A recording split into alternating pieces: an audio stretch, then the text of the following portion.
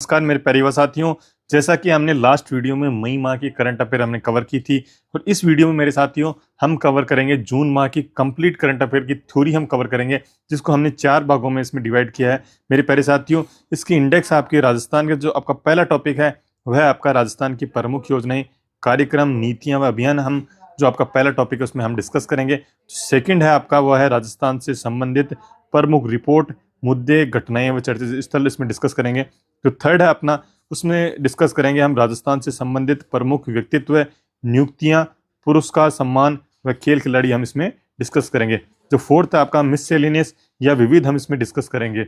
इस प्रकार आपकी यह है जो आपके जून माह की करंट अफेयर हम डिस्कस करने वाले हैं। मेरे प्यारे साथियों, आपके लिए मैं 12 वीडियो यानी 12 वीडियो में कंप्लीट आपके राजस्थान की जनवरी से लेकर दिसंबर माह तक की करंट अफेयर आपको कवर करवाने वाला हूं। मेरे प्यारे साथियों, जो भी मेरे नए साथी हैं इस चैनल को सब्सक्राइब करें और ज़्यादा से ज़्यादा अपने साथियों के साथ इस चैनल को ज़्यादा से ज़्यादा शेयर करें, लाइक करें और शेयर करें, सब्सक्राइब करें।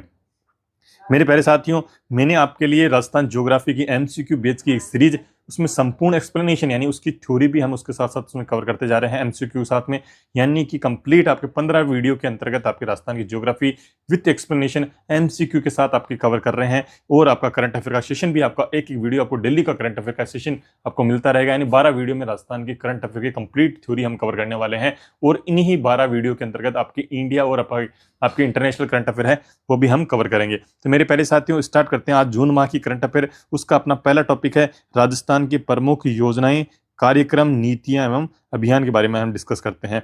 उसमें सबसे पहले हम डिस्कस करने जा रहे हैं राजस्थान की प्रमुख योजनाएं, जो आपके जून माह में राजस्थान गवर्नमेंट के द्वारा कौन कौन सी प्रमुख योजनाएं हैं राजस्थान गवर्नमेंट द्वारा लॉन्च की गई। तो पहली योजना मेरे प्यारे साथियों, राजस्थान गवर्नमेंट की जून माह की योजना है, कौन सी है? मुख्यमंत्री किसान सम्मान निधि योजना का शुभारंभ। जो मुख्यमंत्री किसान सम्मान निधि है उस योजना का भी शुभारंभ किया गया है राजस्थान गवर्नमेंट के द्वारा।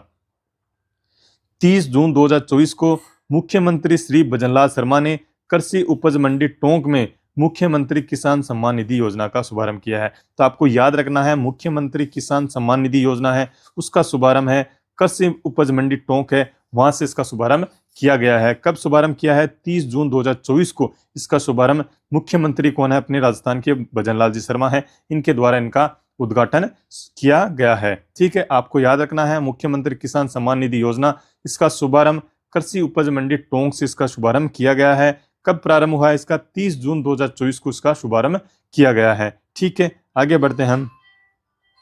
इस योजना के तहत राज्य के किसानों को प्रधानमंत्री किसान सम्मान निधि की 6,000 रुपए की राशि के साथ ही 2,000 रुपए प्रतिवर्ष अतिरिक्त दिए जाएंगे। यानी इस योजना के तहत है जो किसान है, हमारे किसानों को जो प्रधानमंत्री किसान सम्मान निधि है उसके तहत 6,000 रुपए की राशि दी जाती है। यानी प्रधानमंत्री किसान सम्मान निधि योजना के तहत हमारे किसानों को 6,000 रुपए की राशि प्रदान की जाती है। अब जो आपकी है यह है मुख्यमंत्री किसान सम्मान निधि योजना है, उसमें भी आपको क्या है 2,000 रुपए अतिरिक्त राशि दी जाएगी। यानी टोटल आपको 6 + 2 यानी 8,000 रुपए की राशि इन्हें प्रदान की जाएगी मुख्यमंत्री किसान सम्मान निधि योजना है उसके अंतर्गत। ठीक है, यानी कि आपको प्रधानमंत्री किसान सम्मान निधि और मुख्यमंत्री किसान सम्मान निधि है, इनमें प्रोविजन क्या है? प्रधानमंत्री किसान सम्मान निधि में 6,000 रुपए प्रदान किए जाते हैं और मुख्यमंत्री किसान सम्मान निधि में है 6,000 + 2,000 रुपए एक्स्ट्रा, यानी टोटल 8,000 रुपए की राशि प्रदान की जाएगी किसानों को।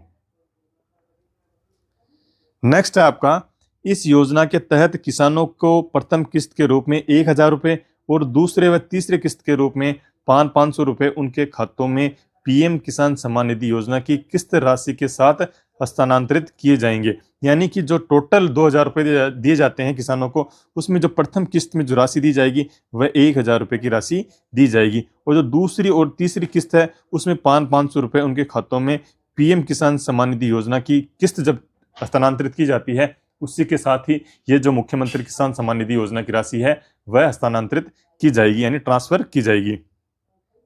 इसी क्रम में मुख्यमंत्री ने 30 जून को 1,000 रुपए की पहली किस्त के तौर पर 65 लाख से अधिक किसानों के खातों में 653 करोड़ रुपए सीधे जमा किए हैं। ठीक है, आगे हम बात करें, प्रधानमंत्री श्री नरेंद्र मोदी ने 18 जून 2024 को वाराणसी में किसान सम्मेलन में प्रधानमंत्री किसान सम्मान निधि यानी पीएम किसान योजना की 17वीं किस्त जारी की है, जिसमें राजस्थान के 65 लाख से अधिक किसान लाभान्वित हुए हैं। अब आपको याद रखना है, प्रधानमंत्री किसान सम्मान निधि योजना है तो उसका जो भी वाराणसी में किसान सम्मेलन हुआ था, उस पीएम किसान योजना के अंतर्गत 17वीं किस्त जारी की गई है। आपको याद रखना है, प्रधानमंत्री किसान सम्मान निधि योजना है यानी पीएम किसान योजना है, उसकी 17वीं किस्त अभी अभी जारी की गई है।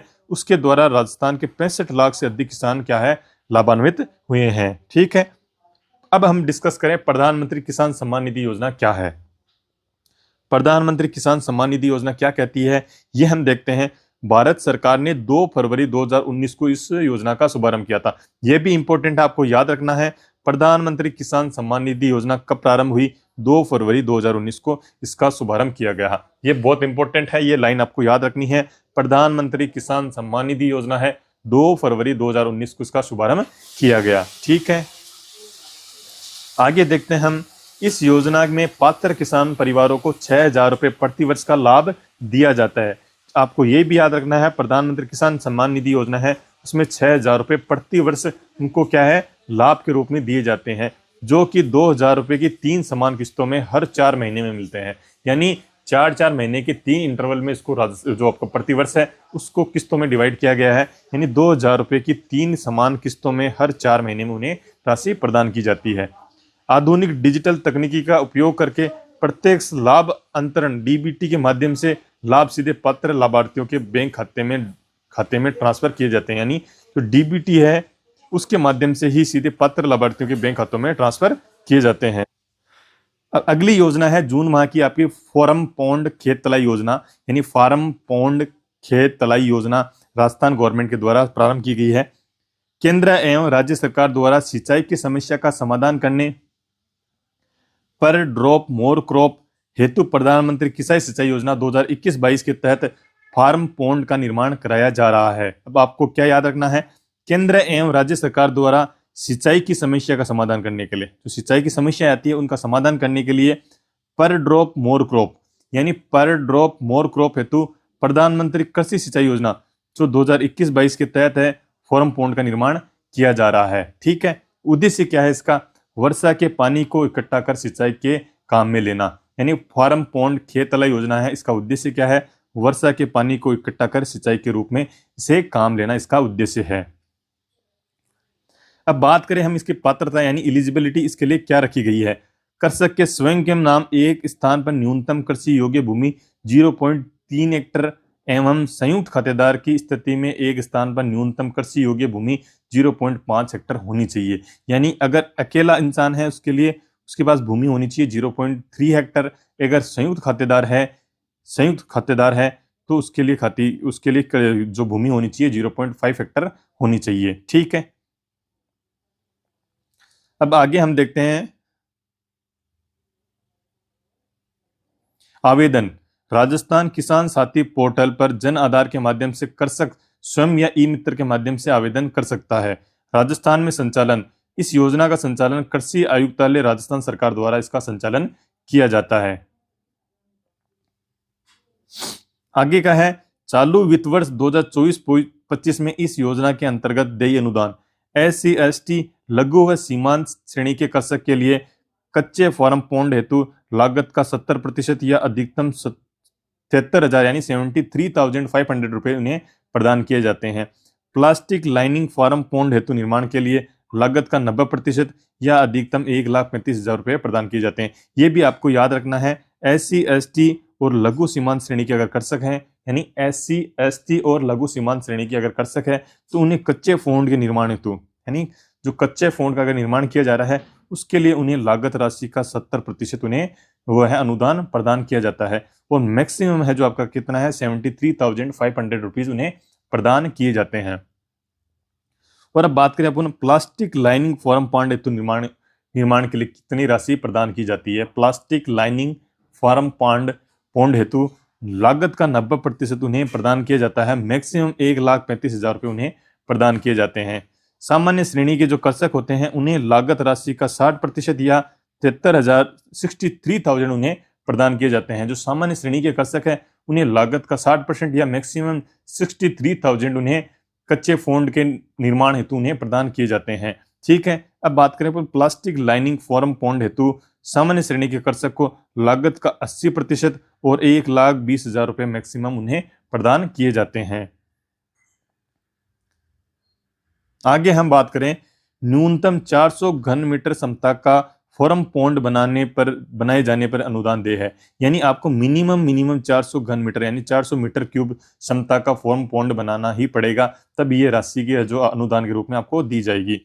खेत तलाई के निर्माण का विभाग द्वारा सत्यापन किए जाने के पश्चात अनुदान राशि सीधे कृषक के खाते में ट्रांसफर की जाती है। ये योजना अपनी कंप्लीट होगी।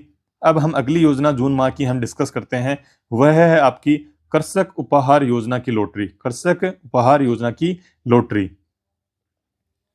12 जून को प्रमुख शासन सचिव कृषि एवं उद्यानिकी श्री वैभव गलारिया की अध्यक्षता में पंत कृषि भवन जयपुर में कृषक उपहार योजना के तहत कृषि विपणन विभाग द्वारा राजस्थान किसान पोर्टल पर राज्य स्तरीय ऑनलाइन लॉटरी निकाली गई है।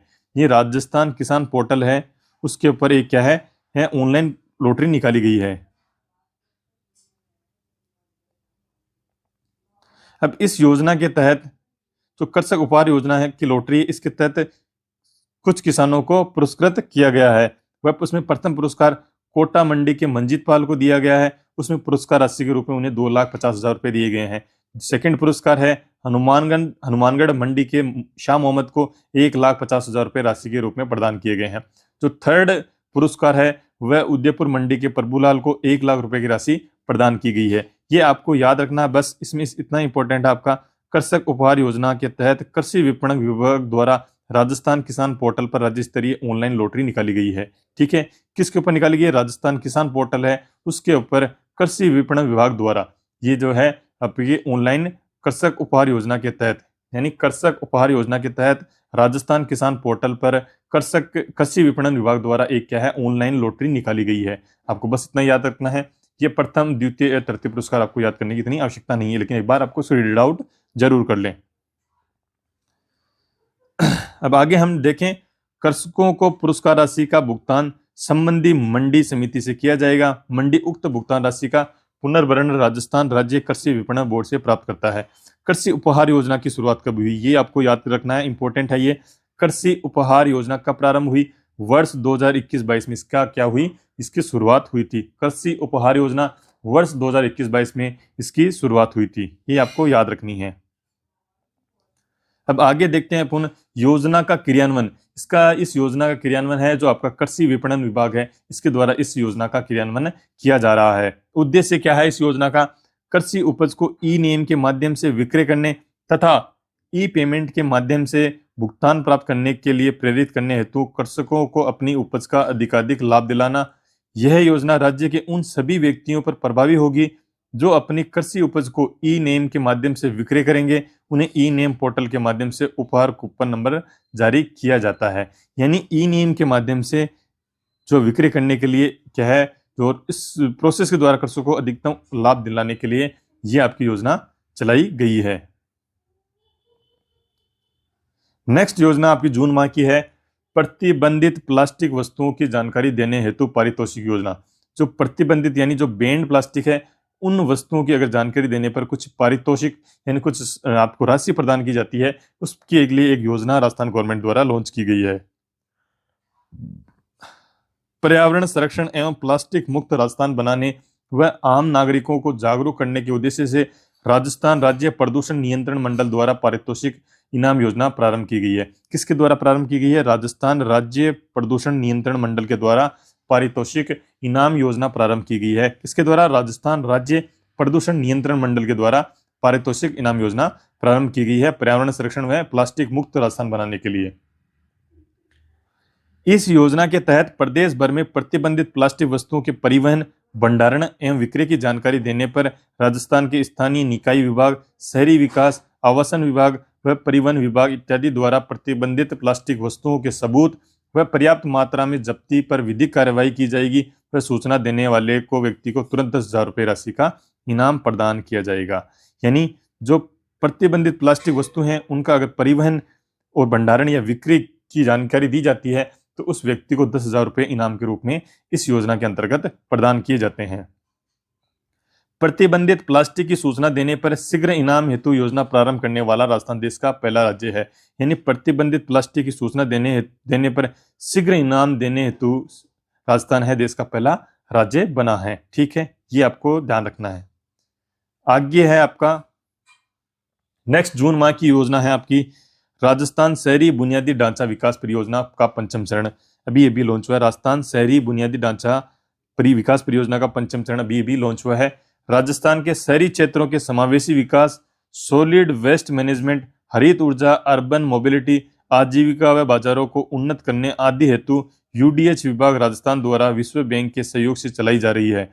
राजस्थान शहरी बुनियादी ढांचा विकास परियोजना RUIDP के पंचम चरण में विश्व बैंक ने 3,674 करोड़ रुपए का ऋण स्वीकृत किया है। अब आपको याद रखना है राजस्थान शहरी बुनियादी ढांचा विकास परियोजना RUIDP, राजस्थान शहरी बुनियादी ढांचा विकास परियोजना RUDIP के पंचम चरण के लिए कौन सहयोग राशि प्रदान कर रहा है? विश्व बैंक सहयोग राशि प्रदान कर रहा है। इस पंचम चरण यानी फिफ्थ फेज के लिए विश्व बैंक ने 3,674 करोड़ रुपए की राशि प्रदान की है।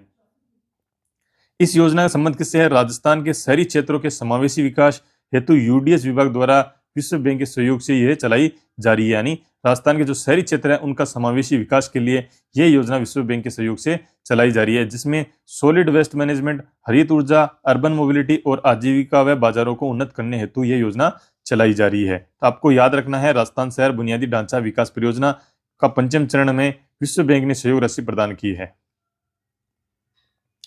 नेक्स्ट आपकी योजना है उजाला क्लिनिक। उजाला क्लिनिक राजस्थान में किशोरियों को बेहतर स्वास्थ्य सुविधा देने के लिए राज्य सरकार ने 35 जिलों में उजाला क्लिनिक खोलने की घोषणा की है। जो 35 जिले हैं उनमें उजाला क्लिनिक खोलने की घोषणा किसने की है? राजस्थान सरकार ने की है। इसका संबंध किससे है? राजस्थान में किशोरियों के बेहतर स्वास्थ्य सुविधा देने के लिए राजस्थान सरकार ने जो 35 जिलों में है उजाला क्लिनिक खोले हैं, यानी किशोरियों के बेहतर स्वास्थ्य सुविधा के लिए यह योजना लॉन्च की गई है। इन क्लिनिकों का संचालन जिला अस्पताल, उप स्वास्थ्य केंद्र, CHC व PHC स्तर पर किया जाएगा। इन क्लिनिक में 10 से 19 साल की किशोरियों को पोषण स्तर में सुधार, यौन व प्रजनन स्वास्थ्य की जानकारी, मानसिक सेहत, गैर संक्रमणकारी रोगों से बचाव आदि से जुड़ी हुई स्वास्थ्य सेवाएं दी जाएगी। अब आपको याद रखना है 18 से 19 साल की किशोरियों को यह सुविधा प्रदान की जाएगी, जिसमें उनके पोषण स्तर में सुधार, यौन एवं प्रजनन स्वास्थ्य की जानकारी, मानसिक सेहत, गैर संक्रमणकारी रोगों से बचाव हेतु इनकी आपको जानकारी दी जाएगी। हर जिले में 6 क्लिनिक होंगे, यानी कि जो प्रत्येक जिले में उजाला क्लिनिक कितने खोले जाएंगे? 6 उजाला क्लिनिक खोले जाएंगे, एक जिला मुख्यालय पर और 5 CHC स्तर पर खोले जाएंगे। इनमें से एक क्या होगा? जिला मुख्यालय पर होगा और 5 है जो आपके CHC स्तर पे होंगे। उजाला क्लिनिक राष्ट्रीय स्वास्थ्य मिशन के तहत राष्ट्रीय किशोर स्वास्थ्य कार्यक्रम के रूप में संचालित किए जा रहे हैं। जो उजाला क्लिनिक है राष्ट्रीय स्वास्थ्य मिशन के तहत राष्ट्रीय किशोर स्वास्थ्य कार्यक्रम के रूप में संचालित किए जा रहे हैं। उजाला क्लिनिक है राष्ट्रीय किशोर स्वास्थ्य कार्यक्रम के तहत ये संचालित किए जा रहे हैं। अपन राजस्थान की जून माह की नीतियां हम डिस्कस करेंगे। जून माह में कौन कौन सी नीतियां राजस्थान गवर्नमेंट द्वारा लॉन्च की गई। मेरे प्यारे साथियों, पहली नीति है township policy draft 2024। Township policy draft 2024 Rajasthan सरकार द्वारा टाउनशिप पॉलिसी 2024 का ड्राफ्ट तैयार किया गया है। यह नवीन नीति वर्ष 2010 से प्रभावी टाउनशिप नीति का स्थान लेगी। यानी जो राजस्थान सरकार द्वारा टाउनशिप पॉलिसी 2024 है उसका ड्राफ्ट है जो तैयार कर लिया गया है। यह जो नवीन नीति है वर्ष 2010 से प्रभावी टाउनशिप नीति है उसका स्थान लेगी। तो यानी टाउनशिप पॉलिसी 2024 है जो अब वर्ष 2010 के अंतर्गत टाउनशिप नीति आई थी उसका स्थान लेगी। इसके लिए नोडल एजेंसी की बात करें तो मेरे प्यारे साथियों, टाउन प्लानिंग डिपार्टमेंट राजस्थान सरकार इसके लिए क्या होगी? नोडल एजेंसी के रूप में कार्य करेगी। अब आगे हम बात करें नीति के क्या क्या प्रमुख बिंदु रहेंगे। यूडीएच मंत्री राजस्थान सरकार की अध्यक्षता में राज्य स्तरीय क्रियान्वयन व नियंत्रण कमेटी गठित की जाएगी। यानी यूडीएच मंत्री है अपने, उनकी अध्यक्षता में राज्य स्तरीय क्रियान्वयन व नियंत्रण कमेटी गठित की जाएगी। स्टेट लेवल नोडल एजेंसी द्वारा डेवलपर्स के लिए यूडीएच डिपार्टमेंट के अधीन एक स्टेट रियल ई स्टेट वेब पोर्टल विकसित किया जाएगा। यानी स्टेट लेवल नोडल एजेंसी द्वारा डेवलपर्स के लिए एक यूडीएच डिपार्टमेंट के अधीन स्टेट रियल ई स्टेट वेब पोर्टल विकसित किया जाएगा। कौन सा पोर्टल विकसित किया जाएगा? स्टेट रियल ई स्टेट वेब पोर्टल विकसित किया जाएगा। डेवलपर्स को 7 वर्ष तक टाउनशिप का रखरखाव करना होगा। जो डेवलपर्स होंगे उनको 7 वर्ष तक टाउनशिप का रखरखाव करना होगा। टाउनशिप के लिए कुल क्षेत्रफल का 2.5% भाग आरक्षित रखा जाएगा, जो बिक्री योजना के क्षेत्र के अंतर्गत नहीं आएगा। यानी टाउनशिप के कुल क्षेत्रफल है उसका 2.5% भाग है वह क्या रिजर्व रखा जाएगा, जो बिक्री योजना के अंतर्गत नहीं आएगा। आगे बात करें, टाउनशिप के 40% यानी 40% भाग पर ही ग्रुप हाउसिंग विकसित की जाएगी। यानी जो टाउनशिप है उसके 40% भाग पर ही इसके 40% भाग पर ही क्या है, ग्रुप हाउसिंग है जो विकसित की जाएगी। 2 हेक्टर यानी 2 हेक्टर क्षेत्रफल से बड़ी टाउनशिप में कम से कम 3% भाग खेल मैदान व स्पोर्ट्स गतिविधियों के हेतु छोड़नी होगी। यानी 2 हेक्टर क्षेत्रफल से अगर बड़ी टाउनशिप है उसके लिए कम से कम 3% भाग खेल मैदान एवं स्पोर्ट्स गतिविधियों के लिए आपको छोड़ना होगा।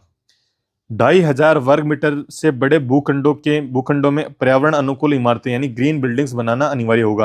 यानी अगर 2500 वर्ग मीटर से बड़े भूखंड है उनमें पर्यावरण के अनुकूल इमारतें यानी ग्रीन बिल्डिंग्स जो बनाना अनिवार्य यानी कंपलसरी होगा।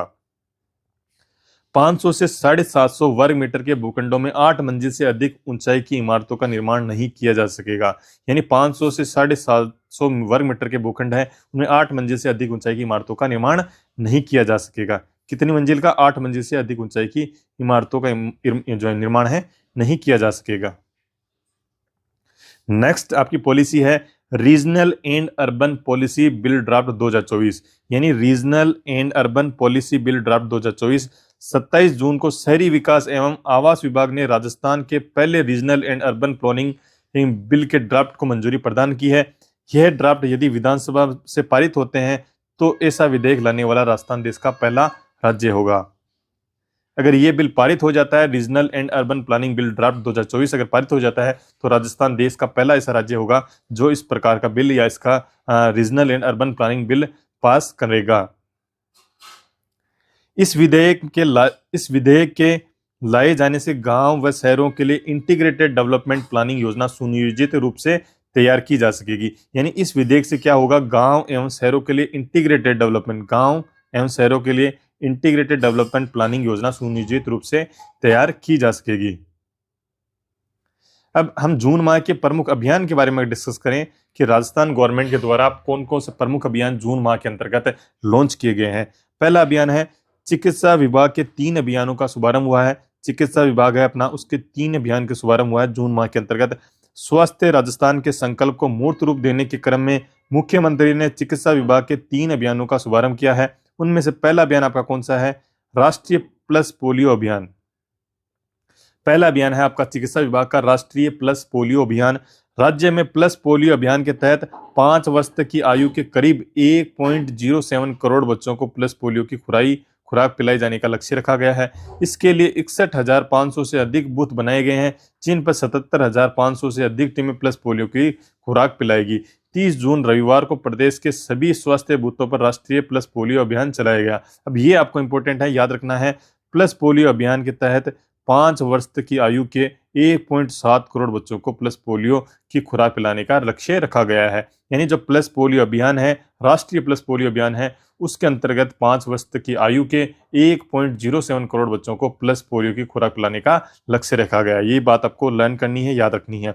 अगला पॉइंट आपका 30 जून यानी रविवार को प्रदेश के सभी स्वास्थ्य बूथ हैं उसके ऊपर राष्ट्रीय प्लस पोलियो अभियान चलाया गया। आपको यह भी याद रखना है, 30 जून रविवार को सभी स्वास्थ्य बूथों पर राष्ट्रीय प्लस पोलियो अभियान चलाया गया। अगला अभियान है मुख्यमंत्री स्टॉप डायरिया अभियान। कौन सा अभियान है आपका? मुख्यमंत्री स्टॉप डायरिया अभियान अगला अभियान आपका। दस्त संबंधी बीमारियों से बच्चों में होने वाली मौतों पर प्रभावी रोकथाम के लिए राज्य में 1 जुलाई से 31 अगस्त तक स्टॉप डायरिया अभियान चलाया गया।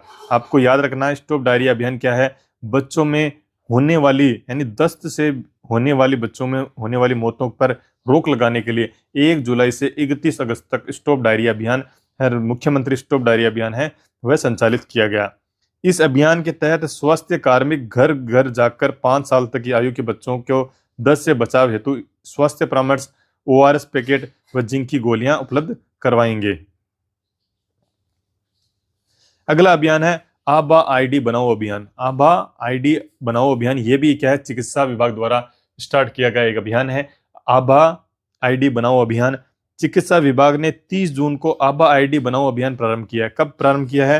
30 जून को आभा आईडी बनाओ अभियान है, तो 30 जून को चिकित्सा विभाग द्वारा प्रारंभ किया गया है। यह अभियान आगामी 2 माह तक चलाया जाएगा। इस अभियान के दौरान गांव ढाणी तक पहुंचकर आम जन की आभा आईडी बनाया जाना सुनिश्चित किया जाएगा। 14 अंकों की आभा आईडी अर्थात आयुष्मान भारत हेल्थ अकाउंट की सहायता से आमजन सरल व सुगम रूप से किसी भी स्वास्थ्य सेवा प्रदाता से अपने पुराने रिकॉर्ड सुरक्षित डिजिटल रूप में साझा कर सकेंगे, स्वास्थ्य सेवाओं का प्रभावी रूप से लाभ उठा सकेंगे।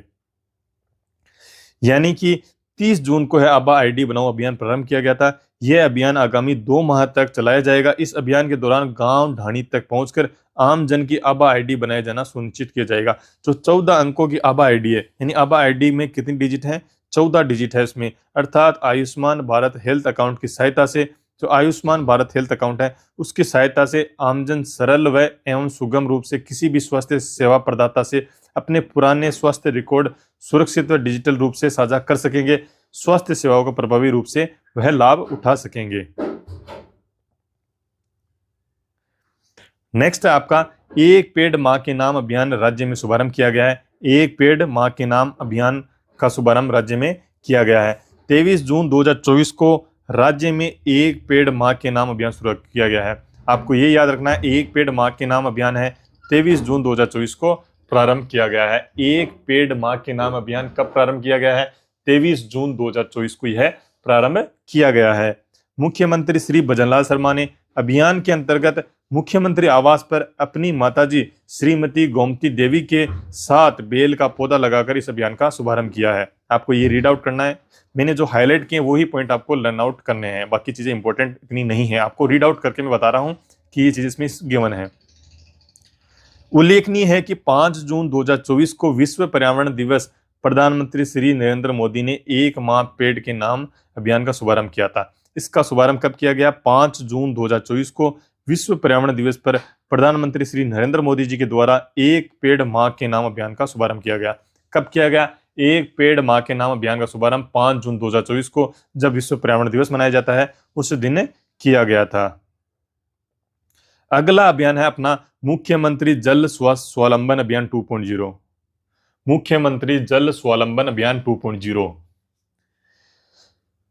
राज्य सरकार ने प्रदेश को जल की दृष्टि से आत्मनिर्भर बनाने के लिए लेखानुदान वर्ष 2024-25 में मुख्यमंत्री जल स्वावलंबन अभियान 2.0 की शुरुआत की है। अब आपको ये याद रखना है, राज्य सरकार ने प्रदेश को जल की दृष्टि से आत्मनिर्भर बनाने के लिए मुख्यमंत्री जल स्वावलंबन अभियान 2.0 की शुरुआत 2024-25 में की है। इसका नोडल विभाग कौन है? जल ग्रहण एवं भू संरक्षण विभाग इसका क्या है? नोडल विभाग है।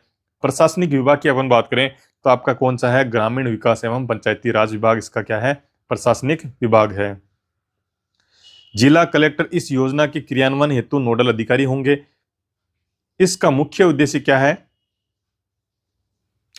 आम जन सहभागिता सुनिश्चित कर बावड़ियों, खंडिन, तालाबों, झालरा, कुई, नाड़ी, झीलों आदि परंपरागत जल स्रोतों का निर्माण व एवं पुनर्जीवित करना है। इस अभियान के तहत आगामी 4 वर्षों में 20,000 गांवों में 5 लाख वाटर हार्वेस्टिंग स्ट्रक्चर बनाए जाएंगे। 20,000 गांवों का चयन निम्नानुसार किया जाएगा। वर्ष 2023-24 में 5135 ग्राम चयनित किए जाएंगे। जो वर्ष 2023-24 के अंतर्गत 5135 ग्राम है उसमें चयनित किए जाएंगे, जिसमें मुख्य रूप से भारत सरकार की प्रधानमंत्री कृषि सिंचाई योजना जल ग्रहण विकास घटक में स्वीकृत ग्राम को प्राथमिकता से इसमें चयन इनका किया जाएगा।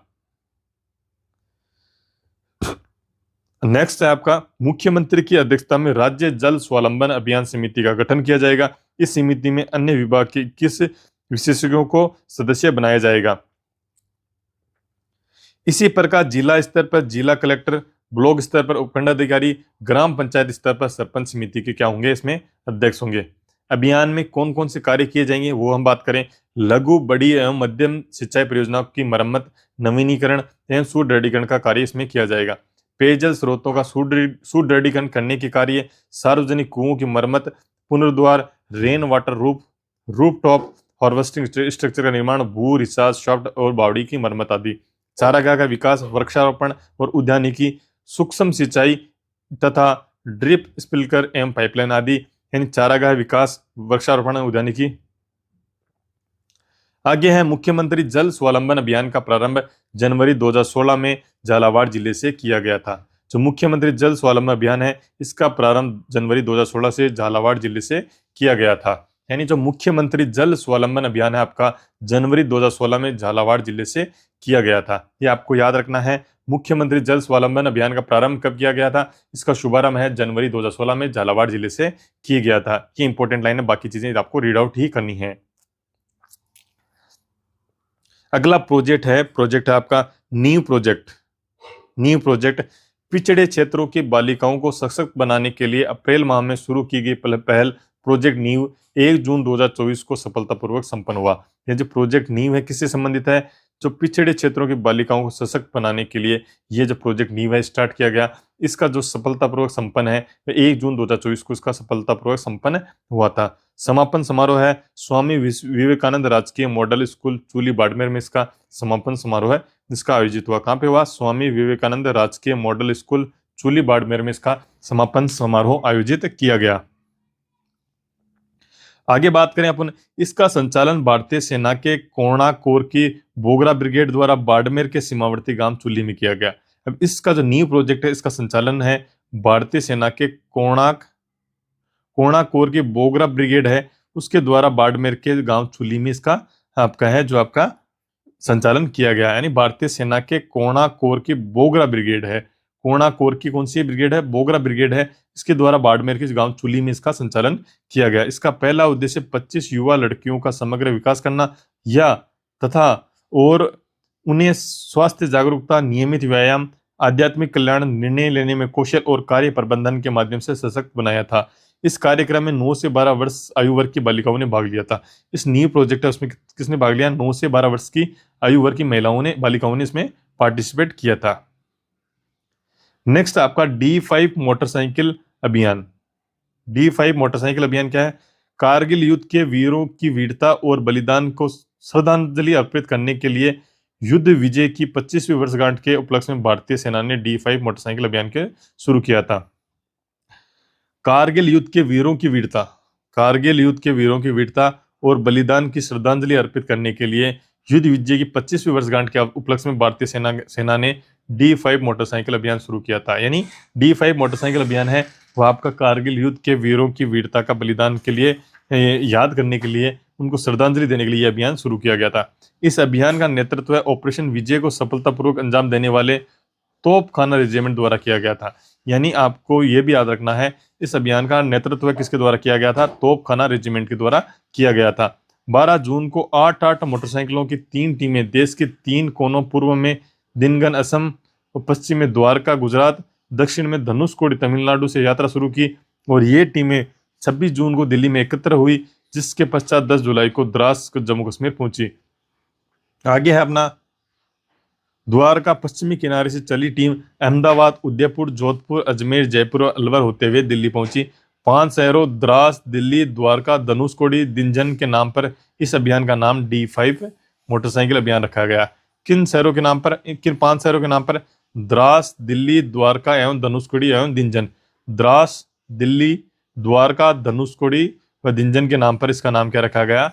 D5 मोटरसाइकिल अभियान रखा है। यानी टोटल 5 डी इसमें प्रयुक्त किए गए। द्रास है, दिल्ली है, द्वारका है, धनुषकोडी है और क्या है? दिनजन है आपका। ठीक है,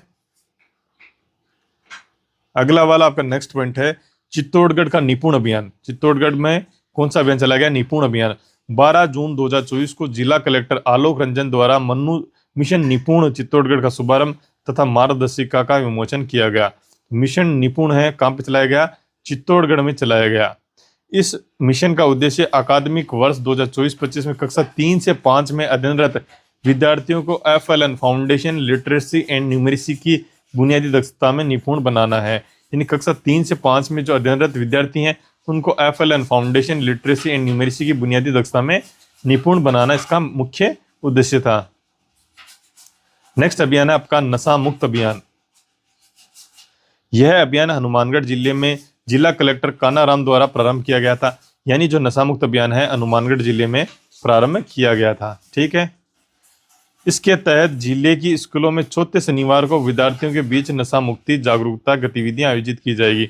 यानी जो आपका है जिले में चौथा शनिवार आएगा उसको आपको नशा मुक्ति जागरूकता गतिविधियां इसमें आयोजित की जाएगी। यानी जो चौथा आपका प्रत्येक सैटरडे आएगा उसको नशा मुक्ति जागरूकता गतिविधियां आयोजित की जाएगी। इसके तहत राजीविका से जुड़ी महिलाओं को नशा मुक्ति सखी बनाया जाएगा। इसी के तहत जो राजीविका से जुड़ी हुई महिलाएं हैं उन्हें नशा मुक्ति सखी के रूप में बनाया जाएगा। नशा मुक्ति सखी को प्रशिक्षण प्रदान किया जाएगा ताकि वे घरों में जाकर अन्य महिलाओं को जागरूक कर सकें। पहले साथियों अपना नेक्स्ट है जून माह के हम डिस्कस करें। जून माह के विभिन्न कार्यक्रम और आयोजन के बारे में हम डिस्कस कर रहे हैं। जून माह में कौन कौन से कार्यक्रम और कौन कौन से आयोजन हुए थे। तो मेरे प्यारे साथियों पहला है आपका सामाजिक सुरक्षा पेंशन लाभार्थी संवाद कार्यक्रम। यानी सामाजिक सुरक्षा पेंशन लाभार्थी संवाद कार्यक्रम कब प्रारंभ हुआ? 27 जून को झुंझुनू में आयोजित कार्यक्रम में मुख्यमंत्री भजनलाल शर्मा ने सामाजिक सुरक्षा पेंशन से जुड़े राज्य के 88.44 लाख अभ्यर्थियों के बैंक खातों में बढ़ी हुई पेंशन राशि लगभग 1037 करोड़ रुपए राशि का हस्तांतरण किया है। उल्लेखनीय है कि राज्य सरकार द्वारा सामाजिक सुरक्षा पेंशन योजना के अंतर्गत दी जाने वाले न्यूनतम पेंशन राशि 1000 रुपए से बढ़ाकर 1150 रुपए किया गया था। यह बढ़ी हुई राशि लाभार्थियों को 1 अप्रैल 2024 से दी गई है। यानी कि पहले जो न्यूनतम पेंशन राशि थी उसकी राशि की कितनी थी? 1000 रुपए थी। अब उसे बढ़ाकर 1150 रुपए कर दिया गया है। किसके द्वारा दी गई है? सामाजिक सुरक्षा पेंशन योजना के अंतर्गत यह राशि प्रदान की गई है। आपको याद रखना है न्यूनतम पेंशन योजना है जो सामाजिक सुरक्षा पेंशन योजना के अंतर्गत दी जाती है। उसकी राशि पहले 1000 रुपए थी, अब बढ़ा के उसे कितने कर दी गई है? 1150 रुपए उसे कर दी गई है। यह जो राशि है 1 अप्रैल 2024 से लाभार्थियों को प्रदान की गई है। मेरे साथियों आगे हम डिस्कस करें सामाजिक सुरक्षा पेंशन के तहत राजस्थान में देय प्रति माह पेंशन राशि कितनी रुपए दी जाती है। आपको ये सारा याद रखना है। सामाजिक सुरक्षा पेंशन है उसके तहत प्रति माह कितने पेंशन राशि प्रदान की जाती है। एकल नारी सम्मान पेंशन योजना है वह कितनी रुपए राशि दी जाती है। एकल नारी सम्मान पेंशन योजना के अंतर्गत कितने राशि प्रदान की जाती है वो हम देखते हैं। 75 वर्ष से अधिक आयु वालों को 1500 रुपए प्रति माह प्रदान किए जाते हैं। आपको याद रखना है 75 वर्ष से अधिक आयु वाले जो लोग हैं उन्हें 1500 रुपए प्रति माह प्रदान किए जाते हैं। जो 75 वर्ष से कम आयु वाले हैं उन्हें 1150 रुपए प्रति माह पेंशन राशि के रूप में प्रदान किए जाते हैं। विशेष योग्यजन सम्मान पेंशन योजना के अंतर्गत जो विशेष योग्यजन सम्मान पेंशन योजना है उसके अंतर्गत 75 वर्ष से अधिक आयु वालों को 1250 रुपए प्रति माह प्रदान किए जाते हैं। कितने प्रदान किए जाते हैं? विशेष योग्यजन सम्मान पेंशन योजना के अंतर्गत 75 वर्ष से अधिक आयु वाले लोगों को 1250 रुपए प्रति माह और 75 वर्ष से कम आयु वाले मेरे साथियों को 1150 रुपए उन्हें प्रदान किए जाते हैं। आगे हम बात करें मुख्यमंत्री वृद्धजन सम्मान पेंशन योजना में आपको राशि दी जाती है 1150 रुपए दी जाती है। मुख्यमंत्री वृद्धजन सम्मान पेंशन योजना के अंतर्गत 1150 रुपए राशि के रूप में प्रदान किए जाते हैं। यानी आपको याद रखना है मुख्यमंत्री वृद्धजन सम्मान पेंशन योजना के अंतर्गत पेंशन के रूप में 1150 रुपए प्रदान किए जाते हैं। सिलिकोसिस पीड़ित को 2500 रुपए उन्हें प्रदान किए जाते हैं। जो सिलिकोसिस पीड़ित हैं उन्हें हैं पेंशन के रूप में 2500 रुपए प्रति माह प्रदान किए जाते हैं। आपको ये भी याद रखना है सिलिकोसिस से पीड़ित जो भी लाभार्थी जो हैं उन्हें 2500 रुपए प्रति माह पेंशन के रूप में उन्हें प्रदान किया जाता है। और जो कुष्ठ रोग से पीड़ित है उन्हें 1500 रुपए प्रति माह प्रदान किए जाते हैं। आपको याद रखना है कुष्ठ रोग से जो पीड़ित है उन्हें पेंशन के रूप में 1500 रुपए प्रति माह प्रदान किया जाता है। क्लियर है? बहुत अच्छा क्वेश्चन बनते हैं इनमें से। ये सभी चीजें आपको याद रखनी है। हाईलाइट जो पॉइंट किए हुए हैं वो आपको क्लियरली आपको याद रखने हैं। बाकी चीजें मैं आपको रीड आउट करके बता रहा हूं कि आपको इन चीजों की देखना है थोड़ा सा। अब आगे मेरे साथ ही हम बात करें अंतर्राष्ट्रीय योग दिवस पर राज्य स्तरीय समारोह का आयोजन किया गया। अंतर्राष्ट्रीय योग दिवस पर राज्य स्तरीय समारोह का आयोजन किया गया। राज्य में 10वें अंतर्राष्ट्रीय योग दिवस 21 जून के अवसर पर SMS स्टेडियम जयपुर में राज्य स्तरीय समारोह का आयोजन किया गया। यानी जो 10वां अंतर्राष्ट्रीय योग दिवस 21 जून को जो मनाया गया, 10वां अंतर्राष्ट्रीय योग दिवस 21 जून को जो मनाया गया उसके अवसर पर SMS स्टेडियम जयपुर में एक राज्य स्तरीय समारोह का आयोजन किया गया। समारोह में राज्यपाल कलराज मिश्र, मुख्यमंत्री भजनलाल शर्मा सहित विभिन्न जनप्रतिनिधियों एवं छात्र छात्राओं ने भाग लिया था। जो 2024 था उसकी थीम क्या रखी गई थी? तो मेरे प्यारे साथियों जो आपका 2024 का योगा था, योगा अंतर्राष्ट्रीय योग दिवस था, उसकी थीम क्या थी? तो उसकी थीम थी स्वयं और समाज के लिए योग, yoga for self and the society. स्वयं और समाज के लिए योग, yoga for the self and the society, ये इसकी क्या थी, थीम थी। 10वें अंतर्राष्ट्रीय योग दिवस पर राज्य में जिला मुख्यालय, ब्लॉक, पंचायत स्तर पर योग प्रतिभागियों को योग करवाया गया। यानी 10वें अंतर्राष्ट्रीय योग दिवस मनाया गया। इसके ऊपर मुख्यालय, जिला मुख्यालय, ब्लॉक स्तर व पंचायत स्तर पर योग प्रतिभागियों को योग करवाया गया। अगला है आपका, उल्लेखनीय है कि भारत सरकार के प्रस्ताव पर ही संयुक्त राष्ट्र महासभा ने 21 जून 2015 से अंतर्राष्ट्रीय योग दिवस की शुरुआत की थी। यानी भारत सरकार ने ही प्रस्ताव पास किया था कि संयुक्त राष्ट्र महासभा ने 21 जून 2015 से अंतर्राष्ट्रीय योग दिवस के रूप में शुरुआत हुई थी। यानी अंतर्राष्ट्रीय योग दिवस की शुरुआत कब हुई थी, आपको याद रखना है, 21 जून 2015 से। यूएन, जो आपका ना यूएन है, संयुक्त राष्ट्र महासभा ने इसे पारित करके इसे मंजूरी दी थी। प्रधानमंत्री श्री नरेंद्र मोदी ने 10वें अंतर्राष्ट्रीय योग दिवस पर श्रीनगर में योग दिवस मनाया था। यह भी इंपॉर्टेंट है, आपको याद रखना है। तो 10वां अंतर्राष्ट्रीय योग दिवस है, 21 जून को जो मनाया गया था, इसमें अपने प्रधानमंत्री है श्री नरेंद्र मोदी जी, उन्होंने श्रीनगर में योग दिवस को मनाया था। आपको याद रखना है, जो अपने देश के यशस्वी प्रधानमंत्री है, श्रीमान प्रधानमंत्री नरेंद्र जी मोदी हैं, उन्होंने योग दिवस है जो अब इस साल वाला योग दिवस कहाँ मनाया था, श्रीनगर में मनाया था। आपको याद रखना है, ठीक है। अगला है आपका India stone mart 2026। India stone mart 2026। India stone mart के 13वें संस्करण का आयोजन 5 जनवरी 2026 को राजस्थान इंटरनेशनल सेंटर जयपुर में किया जाएगा। आपको याद रखना है, इंडियन स्टोन मार्ट का 13वां जो संस्करण है उसका आयोजन 5 जनवरी 2026 को राजस्थान इंटरनेशनल सेंटर जो जयपुर है उसमें इसका आयोजन किया जाएगा, ठीक है। इस आयोजन हेतु उद्योग एवं वाणिज्य मंत्री कर्नल राज्यवर्धन सिंह राठौड़ की अध्यक्षता में सीडोस एवं लघु उद्योग भारती के मध्य क्या है, समझौता पत्र या एमओयू हस्ताक्षर हुए हैं, ठीक है। पहली चीज है, उद्योग एवं वाणिज्य मंत्री कौन है, आपको ये याद रखना है, कर्नल राज्यवर्धन सिंह जी राठौड़ है, वह आपके क्या है, राजस्थान के उद्योग एवं वाणिज्य मंत्री हैं, ये आपको याद रखना है, ठीक है। आपको जो इंडिया स्टोन मार्ट 2026 है, इसके लिए सीडोस और क्या लघु उद्योग भारती है, उसके मध्य क्या हुआ है, एमओयू जो साइन हुए हैं, ठीक है। सीडोस और लघु उद्योग भारती है, उनके बीच में एमओयू साइन हुआ है इंडिया स्टोन मार्ट 2026 को लेके, ठीक है। आगे हम बात करें, राजस्थान पुलिस स्थापना दिवस समारोह है। राजस्थान पुलिस स्थापना दिवस समारोह अभी मनाया गया 10 से 13 जून तक रिजर्व पुलिस लाइन जयपुर में राजस्थान पुलिस का 75वां स्थापना दिवस मनाया गया। अब आपको याद रखना है, राजस्थान पुलिस है उसका कौन सा स्थापना दिवस मनाया गया, तो 75वां स्थापना दिवस अभी मनाया गया। कब मनाया गया, 10 से लेकर 13 जून तक मनाया गया, ठीक है। राजस्थान पुलिस अकादमी में आयोजित कार्यक्रम के दौरान मुख्यमंत्री भजनलाल शर्मा ने सेरेमोनियल परेड को सलामी दी व उत्कृष्ट प्रदर्शन करने वाले कार्मिकों को सम्मानित भी किया था। इस अवसर पर मुख्यमंत्री भजनलाल शर्मा ने राजस्थान पुलिस कल्याण निधि के लिए 1.5 करोड़ रुपए एवं राजस्थान पुलिस बेनेवलेंट फंड के लिए 1 करोड़ रुपए प्रदान किए जाने की घोषणा की। साथ ही उत्सव फंड की राशि 1 करोड़ रुपए से बढ़ाकर 1.5 करोड़ रुपए की जाने की घोषणा की थी। यानी इस समय जो मुख्यमंत्री भजनलाल शर्मा जी हैं, उन्होंने राजस्थान पुलिस कल्याण निधि है उसके लिए 1.5 करोड़ रुपए और राजस्थान पुलिस बेनेवलेंट फंड है उसके लिए 1 करोड़ रुपए प्रदान किए थे। आपको ये याद रखना है, राजस्थान पुलिस कल्याण निधि के लिए 1.5 करोड़ रुपए, राजस्थान पुलिस बेनेवलेंट फंड के लिए 1 करोड़ रुपया राशि उन्होंने प्रदान की थी, ठीक है। प्रतिवर्ष 16 अप्रैल को राजस्थान पुलिस स्थापना दिवस मनाया जाता है। यानी 16 अप्रैल को राजस्थान पुलिस की स्थापना का दिवस प्रतिवर्ष मनाया जाता है। आपको अगर पूछा जाए राजस्थान पुलिस स्थापना दिवस कब मनाया जाता है, तो 16 अप्रैल को राजस्थान पुलिस का स्थापना दिवस मनाया जाता है, ये बताना आपको, ठीक है, क्लियर है। परंतु इस वर्ष लोकसभा आम चुनाव होने के कारण यह कार्यक्रम है जो आपका देरी से आयोजित किया गया, लेकिन आपको याद रखना है कब आयोजित किया जाता है, 16 अप्रैल को आयोजित किया जाता है।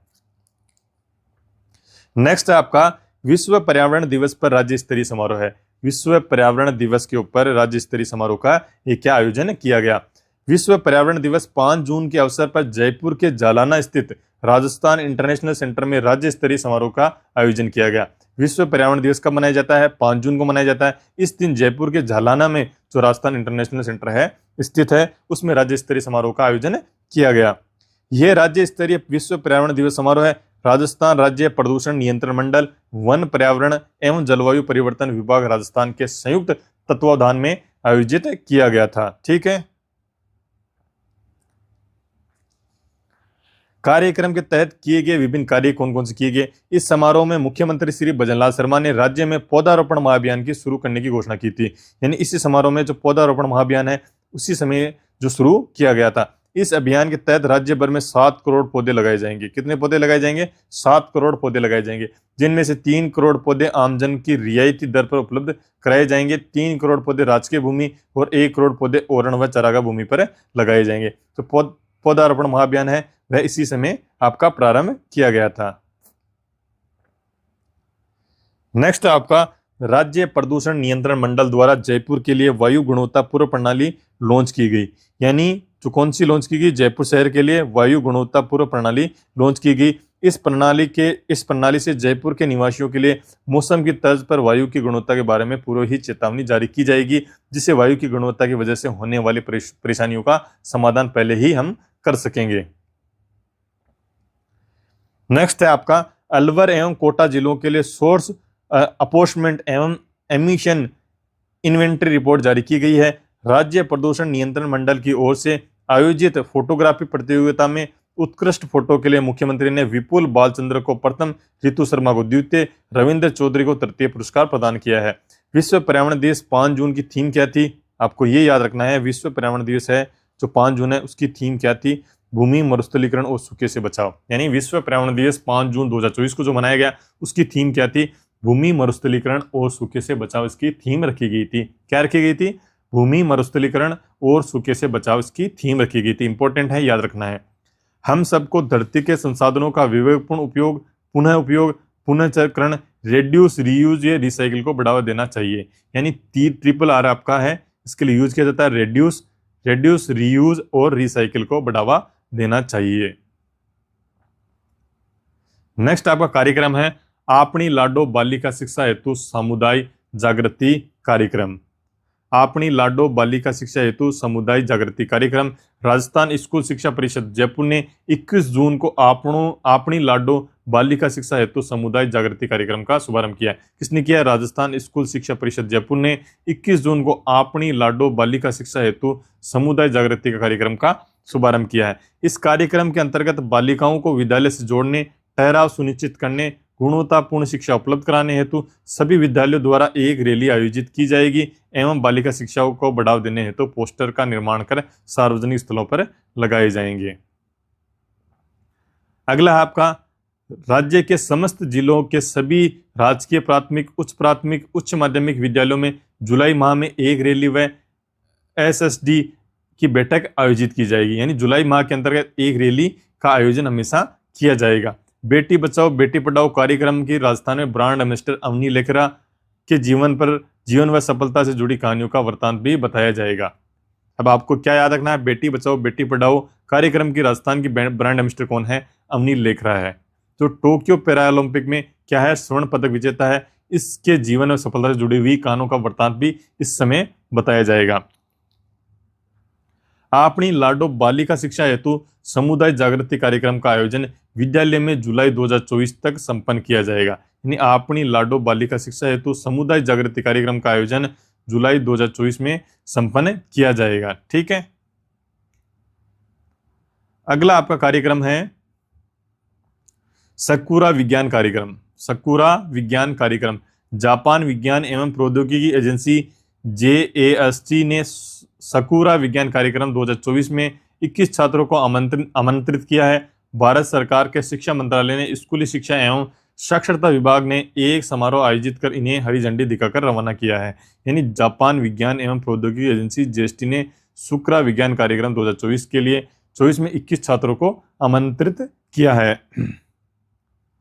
भारत के इन छात्रों ने 16 से 22 जून 2024 तक सकुरा विज्ञान कार्यक्रम में भाग लिया, जिनमें से राजस्थान की 2 छात्राओं का चयन हुआ है। यानी भारत के इन छात्रों ने सकुरा विज्ञान कार्यक्रम है इसमें भाग लिया, जो राजस्थान की 2 छात्राओं का, 2 बालिकाओं का इसमें क्या हुआ है? चयन हुआ है। वह कौन कौन सी है? प्रीति है और क्या है? कौन सी दूसरी? आयुषी परिवाल है।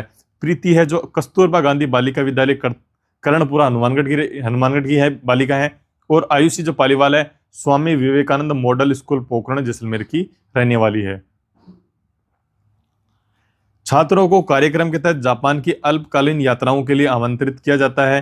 जिसमें उन्हें जापान के अत्याधुनिक विज्ञान और प्रौद्योगिकी के साथ संस्कृति का अनुभव करने का अवसर मिलता है।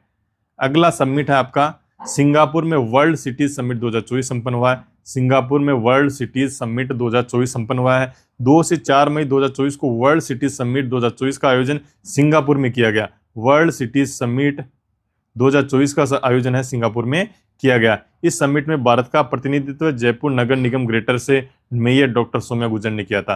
जो जयपुर नगर निगम की जो मेयर है डॉक्टर सौम्या गुर्जर ने इसका प्रतिनिधित्व किया था। ठीक है, इस 3 दिवसीय समिट में वैश्विक मंच पर सौम्या ने शहरी विकास, स्मार्ट सिटी मिशन, नवाचार, विरासत एवं सांस्कृतिक विषयों पर विभिन्न कार्यशालाओं में प्रेजेंटेशन दिया।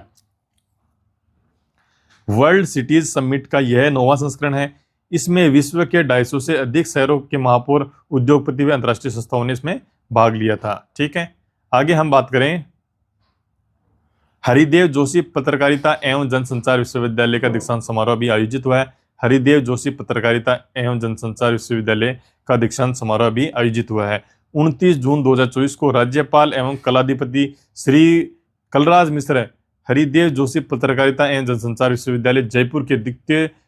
अब आपको इसमें याद रखना है हरिदेव जोशी पत्रकारिता एवं जनसंचार विश्वविद्यालय कहाँ स्थित है? जयपुर में स्थित है। इस दौरान राज्यपाल ने विश्वविद्यालय के नवनिर्मित मुख्य भवन का ऑनलाइन लोकार्पण किया तथा विभिन्न विभागों के 94 विद्यार्थियों की उपाधियां प्रदान की। विश्वविद्यालय कुलपति आपको याद रखना प्रोफेसर सुधीर राजीव हैं, यानी कि हरिदेव जोशी पत्रकारिता एवं जनसंचार विश्वविद्यालय के जयपुर के कुलपति कौन है? प्रोफेसर सुधीर राजीव इसके क्या है? प्रोफेसर है। ये पूछा जा सकता है। अगला कार्यक्रम है आपका तरंग शक्ति 2024। तरंग शक्ति 2024 बहुराष्ट्रीय वायुसेना अभ्यास तरंग शक्ति 2024 का आयोजन 2 चरणों में किया गया। यानी बहुराष्ट्रीय वायुसेना अभ्यास, यानी बहुत से कंट्रीज का एक क्या वायुसेना अभ्यास है तरंग शक्ति 2024। ये क्या है? 2 चरणों में आयोजित किया गया। प्रथम चरण है जो आपका 6 से 14 अगस्त तक सोलार तमिलनाडु में आयोजित किया गया। जो प्रथम चरण है वह आपका 6 से 14 अगस्त को सोलार तमिलनाडु में आयोजित किया गया। जो सेकंड चरण है या सेकंड फेस है 29 अगस्त से लेकर 14 सितंबर तक जो जोधपुर राजस्थान में तरुण शक्ति 2024 का सेकंड फेस है आपके जोधपुर राजस्थान में आयोजित किया गया। ये इंपॉर्टेंट आपको याद रखना है। पहला चरण है सोलार तमिलनाडु में आयोजित किया गया। इस अभ्यास में लगभग 30 देशों ने हिस्सा लेंगे, जिनमें से 12 देश अपने वायुयान व फाइटर जेटों सहित 18 देशों के पर्यवेक्षक के रूप में भाग लेंगे। अगला है आपका मस्ती की पाठशाला समर कैंप। मस्ती की पाठशाला समर कैंप 1 से 20 जून तक जयपुर ग्रेटर नगर निगम द्वारा मस्ती की पाठशाला समर कैंप का आयोजन किया गया।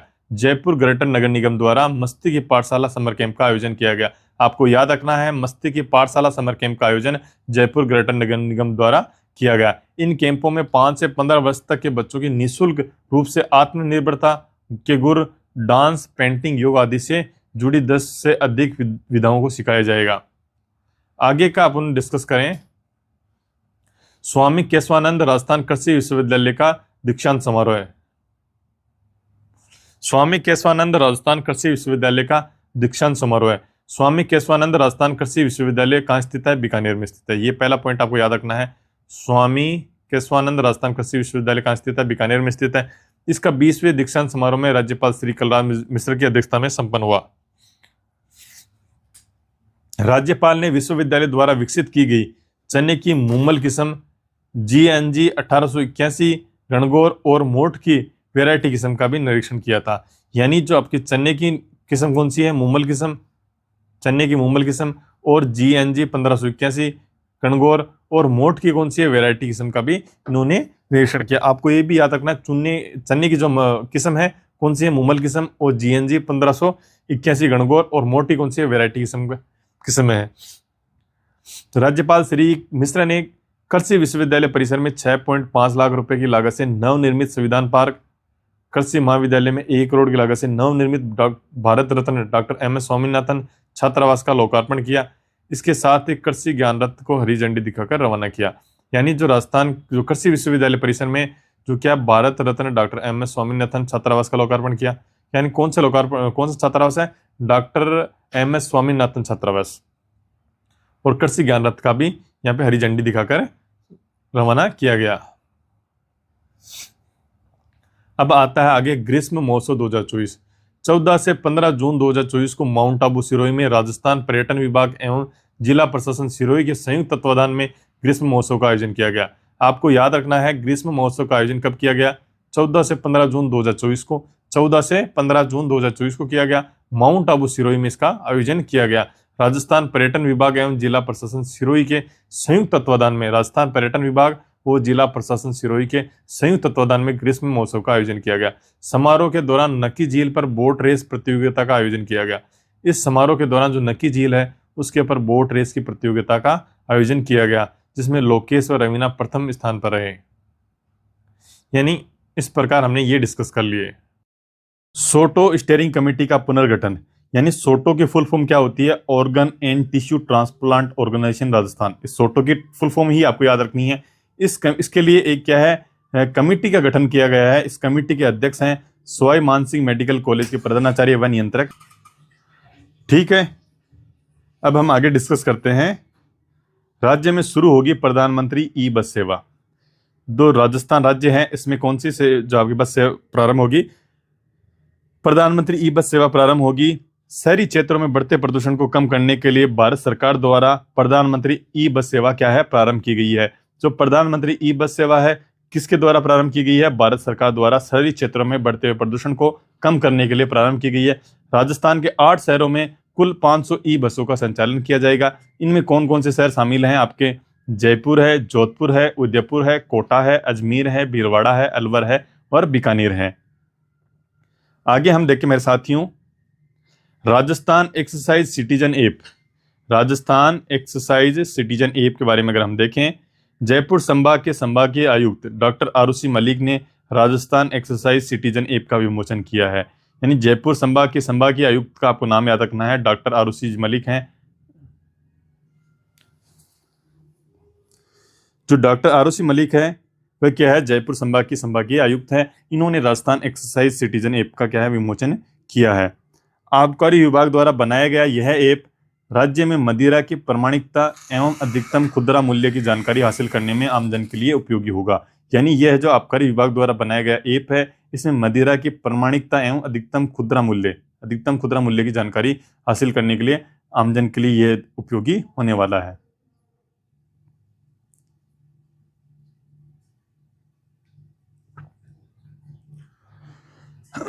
अब आगे बात करें नजर सिटीजन ऐप लॉन्च। नजर सिटीजन ऐप लॉन्च हुआ है अभी।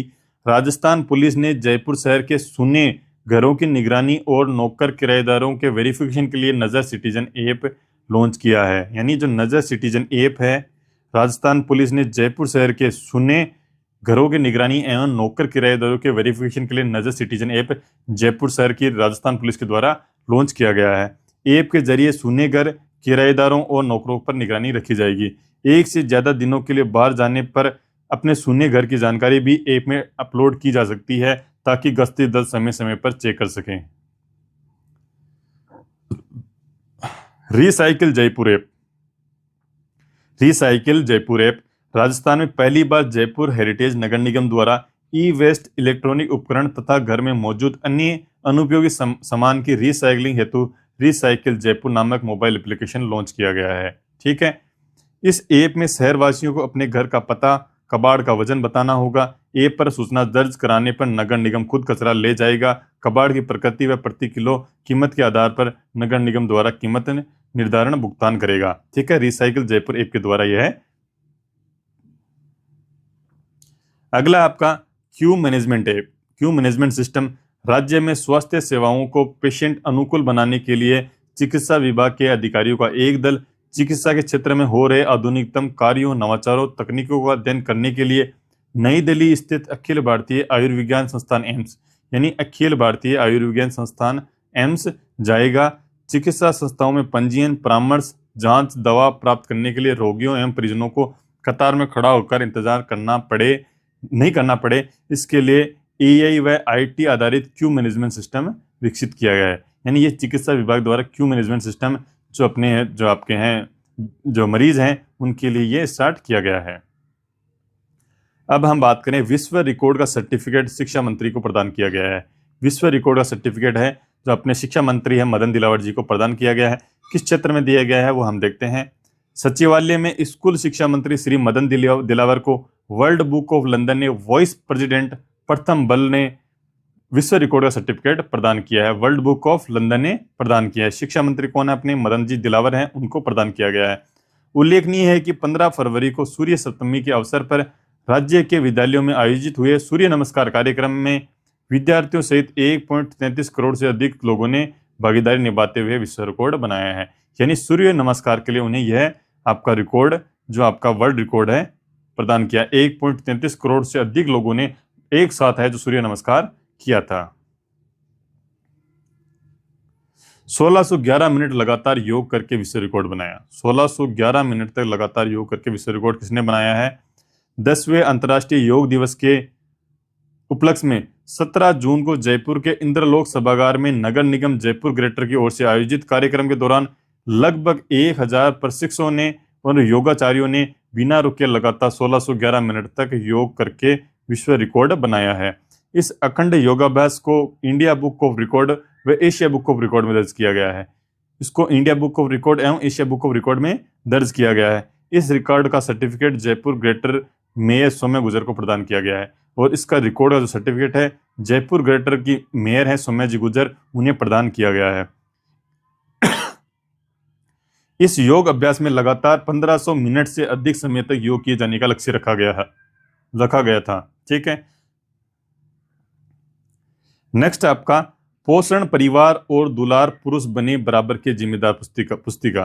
पोषण परिवार और दुलार पुरुष बने बराबर के जिम्मेदार पुस्तिका। शासन सचिव महिला एवं बाल विकास डॉक्टर मोहनलाल यादव तथा निर्देशक ओपी बुनकर ने पोषण अभियान के अंतर्गत पुस्तिका का विमोचन किया है। महिलाओं और बच्चों की पोषण व देखभाल के लिए परिवार में पुरुषों की भागीदारी को बढ़ावा देने के लिए जिम्मेदार पुरुषों की प्रेरक कहानियों की पुस्तिका पोषण परिवार और दुलार पुरुष बने बराबर के जिम्मेदार का विमोचन किया गया है। ठीक है।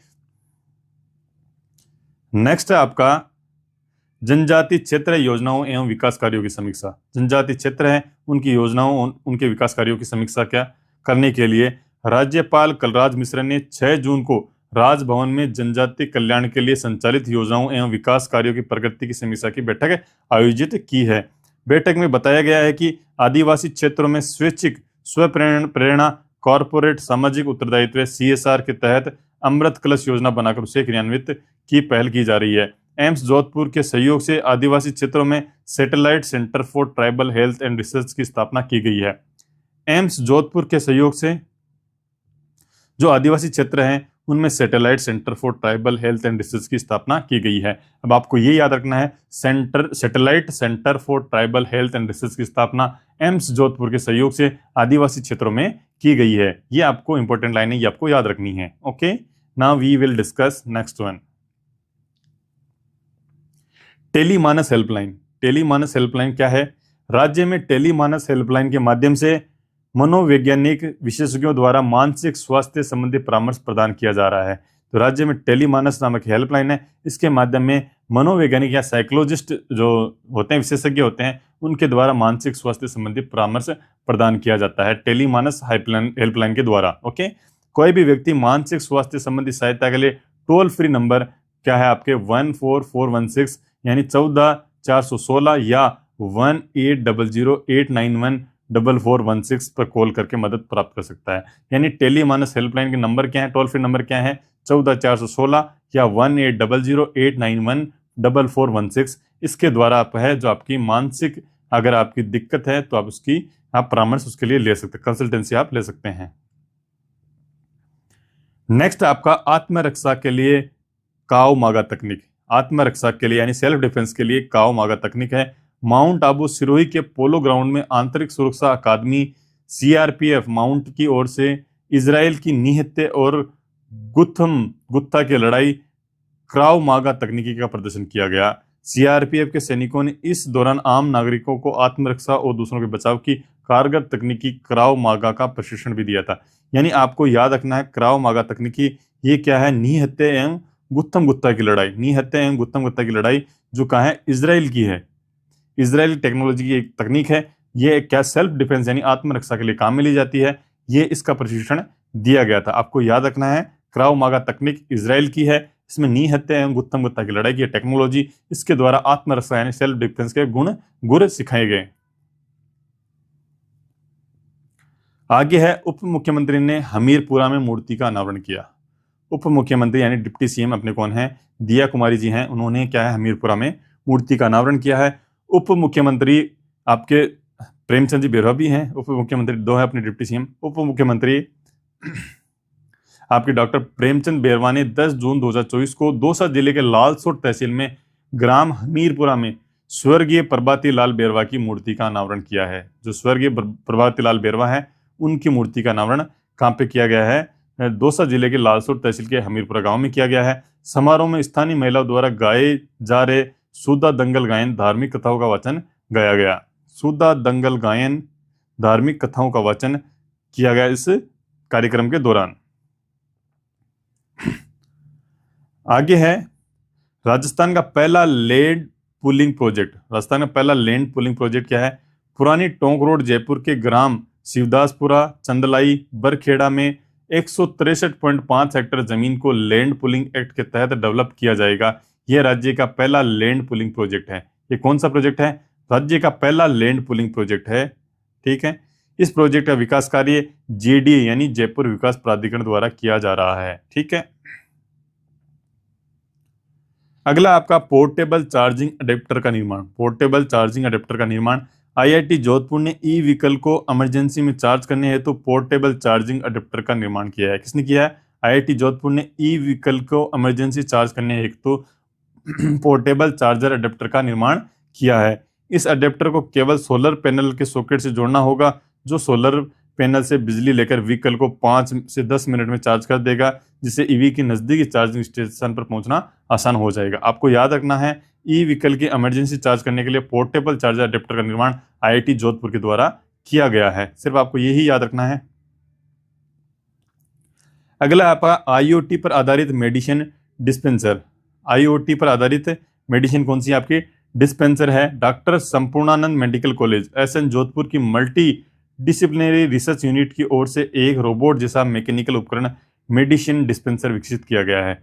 कौन सा विकसित किया है, मेडिसिन डिस्पेंसर विकसित किया गया है। यह रोबोटिक डिस्पेंसर मरीज के साथ डॉक्टर व परिजनों को दवा लेने हेतु अलर्ट करेगा। यह मेडिसिन डिस्पेंसर वैज्ञानिक डॉक्टर शैलेंद्र शर्मा, दीपक शर्मा के द्वारा विकसित किया गया था।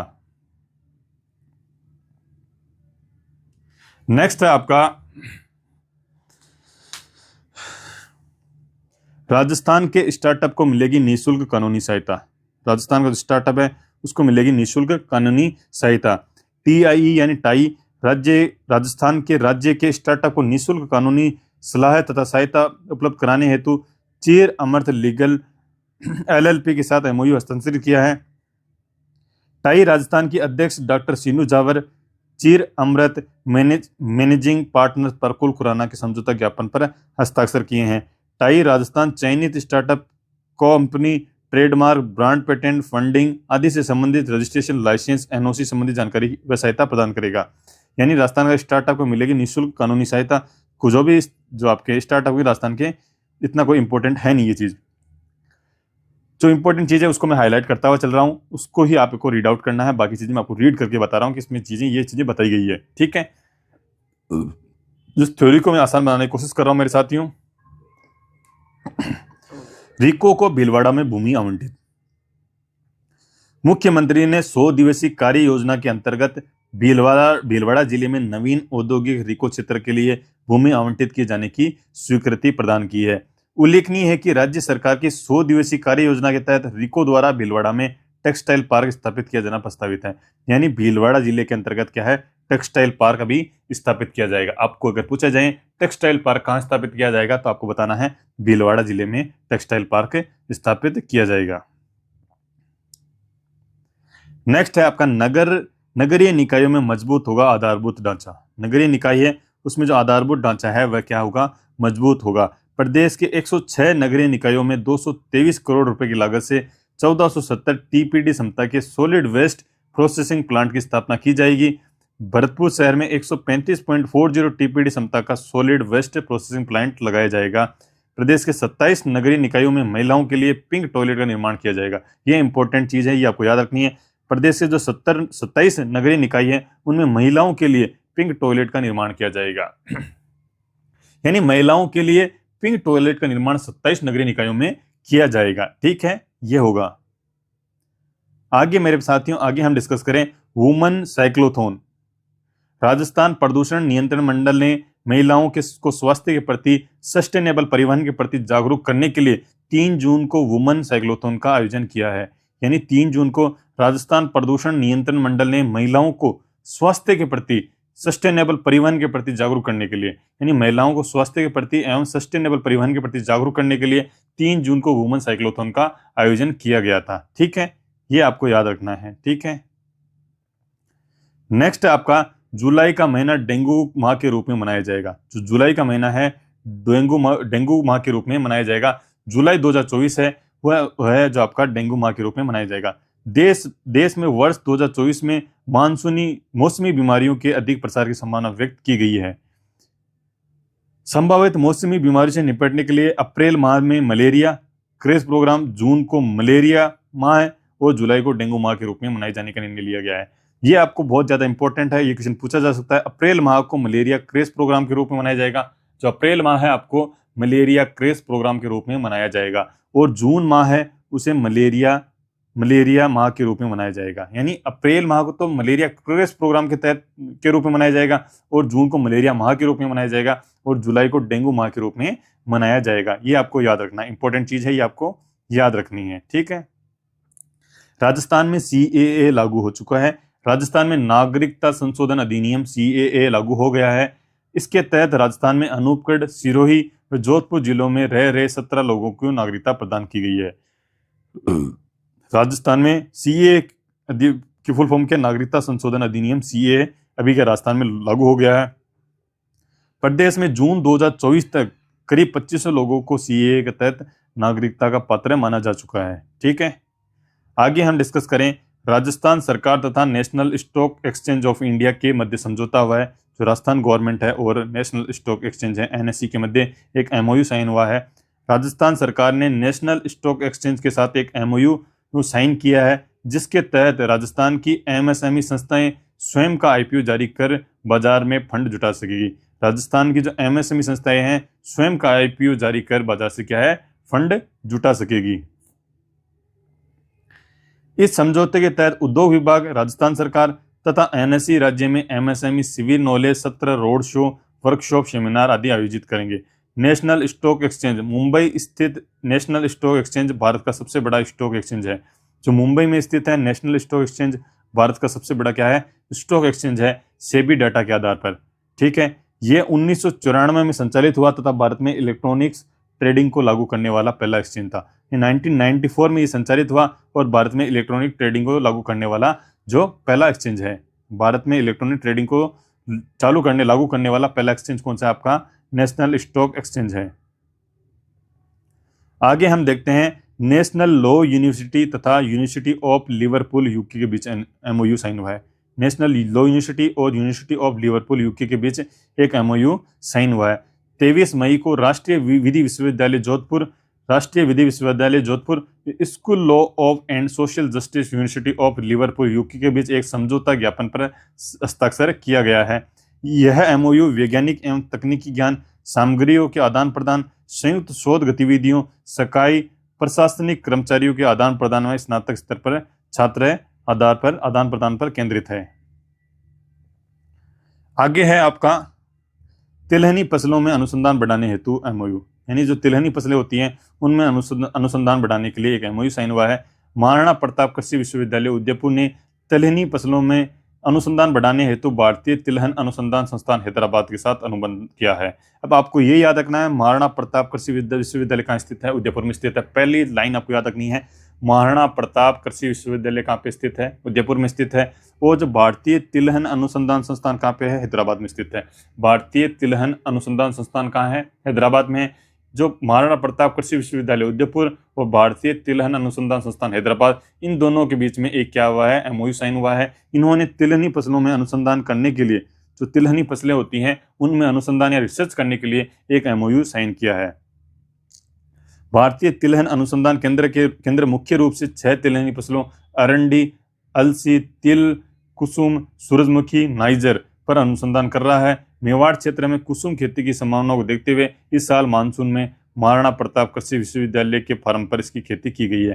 यानी मेवाड़ में अभी किसकी खेती की संभावना देखी गई है? मेवाड़ क्षेत्र में कुसुम खेती की संभावना ये देखी गई है। कुसुम खेती की संभावनाएं जो आपका है मेवाड़ क्षेत्र में देखी गई है। वो जो आपका भारतीय तिलहन अनुसंधान संस्थान हैदराबाद है, यानी 6 तिलहनी फसलों के अनुसंधान का कार्य कर रहा है। उन्हें तिलहन की फसलें कौन सी? आपकी अरंडी है, अलसी है, तिल है, कुसुम है, सूरजमुखी है और कौन सा है? नाइजर है। डिस्कस करते हैं जून माह के चर्चित स्थल। ठीक है, खातीपुरा में राज्य का पहला वंदे भारत मेंटेनेंस डिपो, जो खातीपुरा है उसमें राज्य का पहला वंदे भारत मेंटेनेंस डिपो बनाया जा रहा है। खातीपुरा जयपुर में राजस्थान व रेलवे का पहला वंदे भारत मेंटेनेंस डिपो बनेगा, जिसे रेलवे स्वयं बनाएगा। खातीपुरा जयपुर में स्थित है, राजस्थान व रेलवे का पहला वंदे भारत मेंटेनेंस डिपो जो बनेगा वह स्वयं रेलवे द्वारा बनाया जा रहा है। इससे पहले इस तरह के मेंटेनेंस डिपो रेलवे के PSU WP पटना द्वारा बनाए जाते थे। खातीपुरा के सेकंड फेज में विकसित हो रहे इस प्रोजेक्ट की लागत 180 करोड़ रुपए है। यहाँ 700 मीटर लंबी 8 लाइन बिछेगी। यानी आपको ये याद रखना है, जो क्या है आपका, जो खातीपुरा राज्य का पहला वंदे भारत मेंटेनेंस डिपो कहाँ बनेगा? खातीपुरा जयपुर में बनेगा। नेक्स्ट पॉइंट आपका राष्ट्रीय भूकंप परीक्षण प्रयोगशाला MNIT जयपुर में। राष्ट्रीय भूकंप परीक्षण प्रयोगशाला MNIT जयपुर में बनने जा रही है। 2 जून को MNIT जयपुर स्थित राष्ट्रीय भूकंप परीक्षण प्रयोगशाला में 3 मंजिला इमारत का भूकंप परफॉर्मेंस टेस्ट किया गया। यानी जो आपके MNIT जयपुर है उसमें स्थित है राष्ट्रीय भूकंप परीक्षण प्रयोगशाला। इसमें 3 मंजिला इमारत में भूकंप का परफॉर्मेंस परीक्षण टेस्ट किया गया। MNIT जयपुर सफलतापूर्वक यह परीक्षण करने वाला देश का पहला शिक्षण संस्थान बना है। MNIT जयपुर में राष्ट्रीय भूकंप परीक्षण प्रयोगशाला का निर्माण national centre for disaster mitigation and management NCDMM द्वारा किया गया। परीक्षण हेतु प्रयोग में ली गई 3 मंजिला इमारत का निर्माण BG सिरके कंपनी पुणे द्वारा precast structural wall system द्वारा किया गया था। ठीक है, आगे हम बात करें आर्केड जयपुर में behaviour experimental lab. Arcade Jaipur में बिहेवियर एक्सपेरिमेंटल लैब की स्थापना की जा चुकी है। 1 अगस्त को राज्य के सूचना प्रौद्योगिकी एवं संचार मंत्री राज्यवर्धन सिंह राठौड़ द्वारा आर्केड परिसर जयपुर में देश की पहली बिहेवियर लैब का उद्घाटन किया गया है। यानी कि राज्य के सूचना प्रौद्योगिकी एवं संचार मंत्री कौन है? कर्नल राज्यवर्धन सिंह राठौड़ हैं। सूचना प्रौद्योगिकी एवं संचार मंत्री कौन है? अभी कर्नल राज्यवर्धन सिंह जी राठौड़ इसके अभी आपके सूचना प्रौद्योगिकी एवं संचार मंत्री हैं। उनके द्वारा आर्केड परिसर जो जयपुर है उसमें देश की पहली बिहेवियर लैब का उद्घाटन किया गया है। आर्केड परिसर जयपुर में देश की पहली बिहेवियर लैब का उद्घाटन किया गया है। यह लैब IIM उदयपुर द्वारा जयपुर में स्थापित की गई है। इस लैब की स्थापना IIM जो उदयपुर है उसके द्वारा इसकी स्थापना कहाँ पे की गई है? जयपुर में की गई है। इस लैब में विषय विशेषज्ञ मानव मस्तिष्क तथा शारीरिक क्रिया विज्ञान का अध्ययन करेंगे। ठीक है, नेक्स्ट है बीकानेर में साइबर सुरक्षा पर शोध एवं शिक्षा प्रसार केंद्र। राष्ट्रीय परियोजना information security education and awareness ISEA के तीसरे चरण के तहत बीकानेर तकनीकी विश्वविद्यालय BTU, जो बीकानेर तकनीकी विश्वविद्यालय BTU है उसमें साइबर सुरक्षा पर शोध एवं शिक्षा प्रसार केंद्र की स्थापित किया जाएगा। उल्लेखनीय है कि केंद्र सरकार के department of electronics and information technology ने साइबर सिक्योरिटी से जुड़े विषयों पर शोध हेतु देश भर में अंतर्राष्ट्रीय स्तर के 50 शोध केंद्र विकसित करने हेतु विभिन्न तकनीकी संस्थाओं एवं विश्वविद्यालयों का चयन किया है। इसमें BTU एक है। टोटल क्या है? 50 शोध केंद्र है जो आपके हैं भारत सरकार द्वारा विकसित किए जाएंगे। इनमें से राजस्थान का जो BTU है बीकानेर टेक्निकल यूनिवर्सिटी है उसका चयन किया गया है। इस प्रोजेक्ट के तहत विश्वविद्यालय को 2 करोड़ राशि ग्रांट के रूप में मिलेगी, यानी अनुदान के रूप में 2 करोड़ रुपए राशि बीकानेर टेक्निकल यूनिवर्सिटी है उसको प्रदान की जाएगी।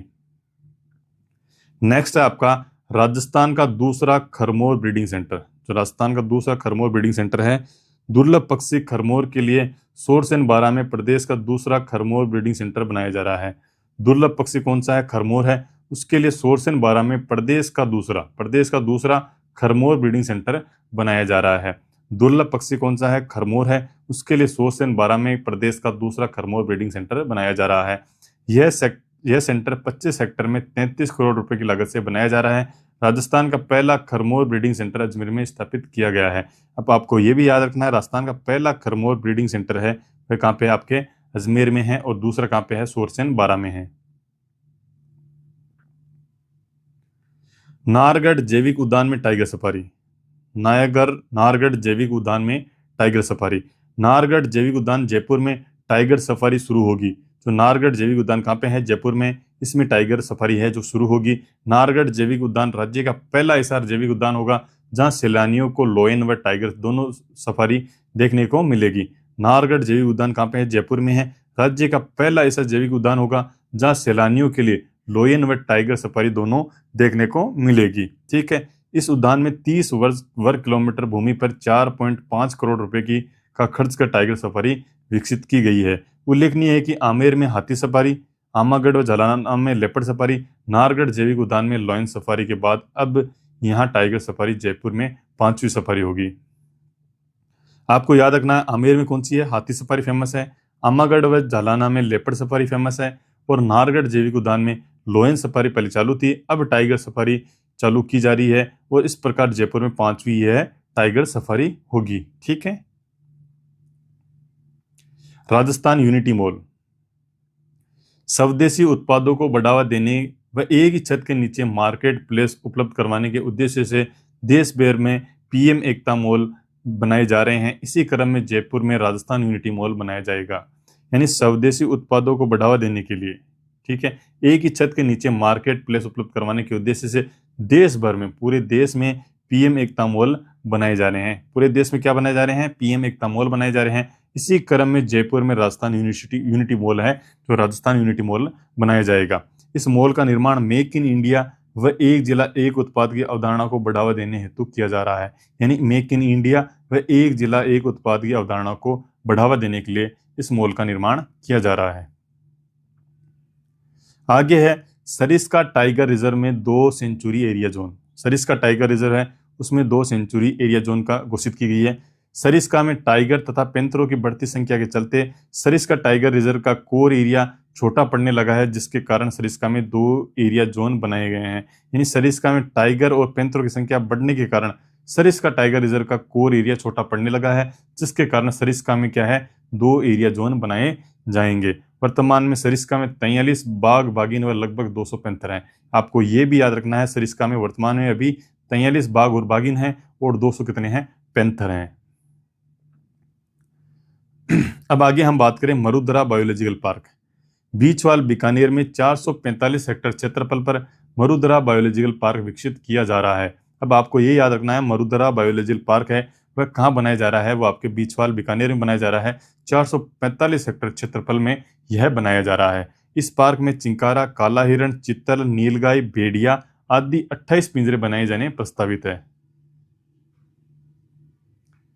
आगे हम बात करें, जालोर जिले में नवीन औद्योगिक क्षेत्र के लिए भूमि आवंटित हुई है। अभी जालोर जिले में नवीन औद्योगिक क्षेत्र के लिए भूमि आवंटित। जालोर जिले की साइला तहसील के ग्राम मौजा ऊनड़ी में नवीन औद्योगिक क्षेत्र का निर्माण किया जाएगा। तो जालोर जिला है, उसकी साइला तहसील का ग्राम है मौजा ऊनड़ी। ठीक है, आपको याद रखना है, जालोर जिले की साइला तहसील के ग्राम मौजा ऊनड़ी में नवीन औद्योगिक क्षेत्र का निर्माण किया जाएगा।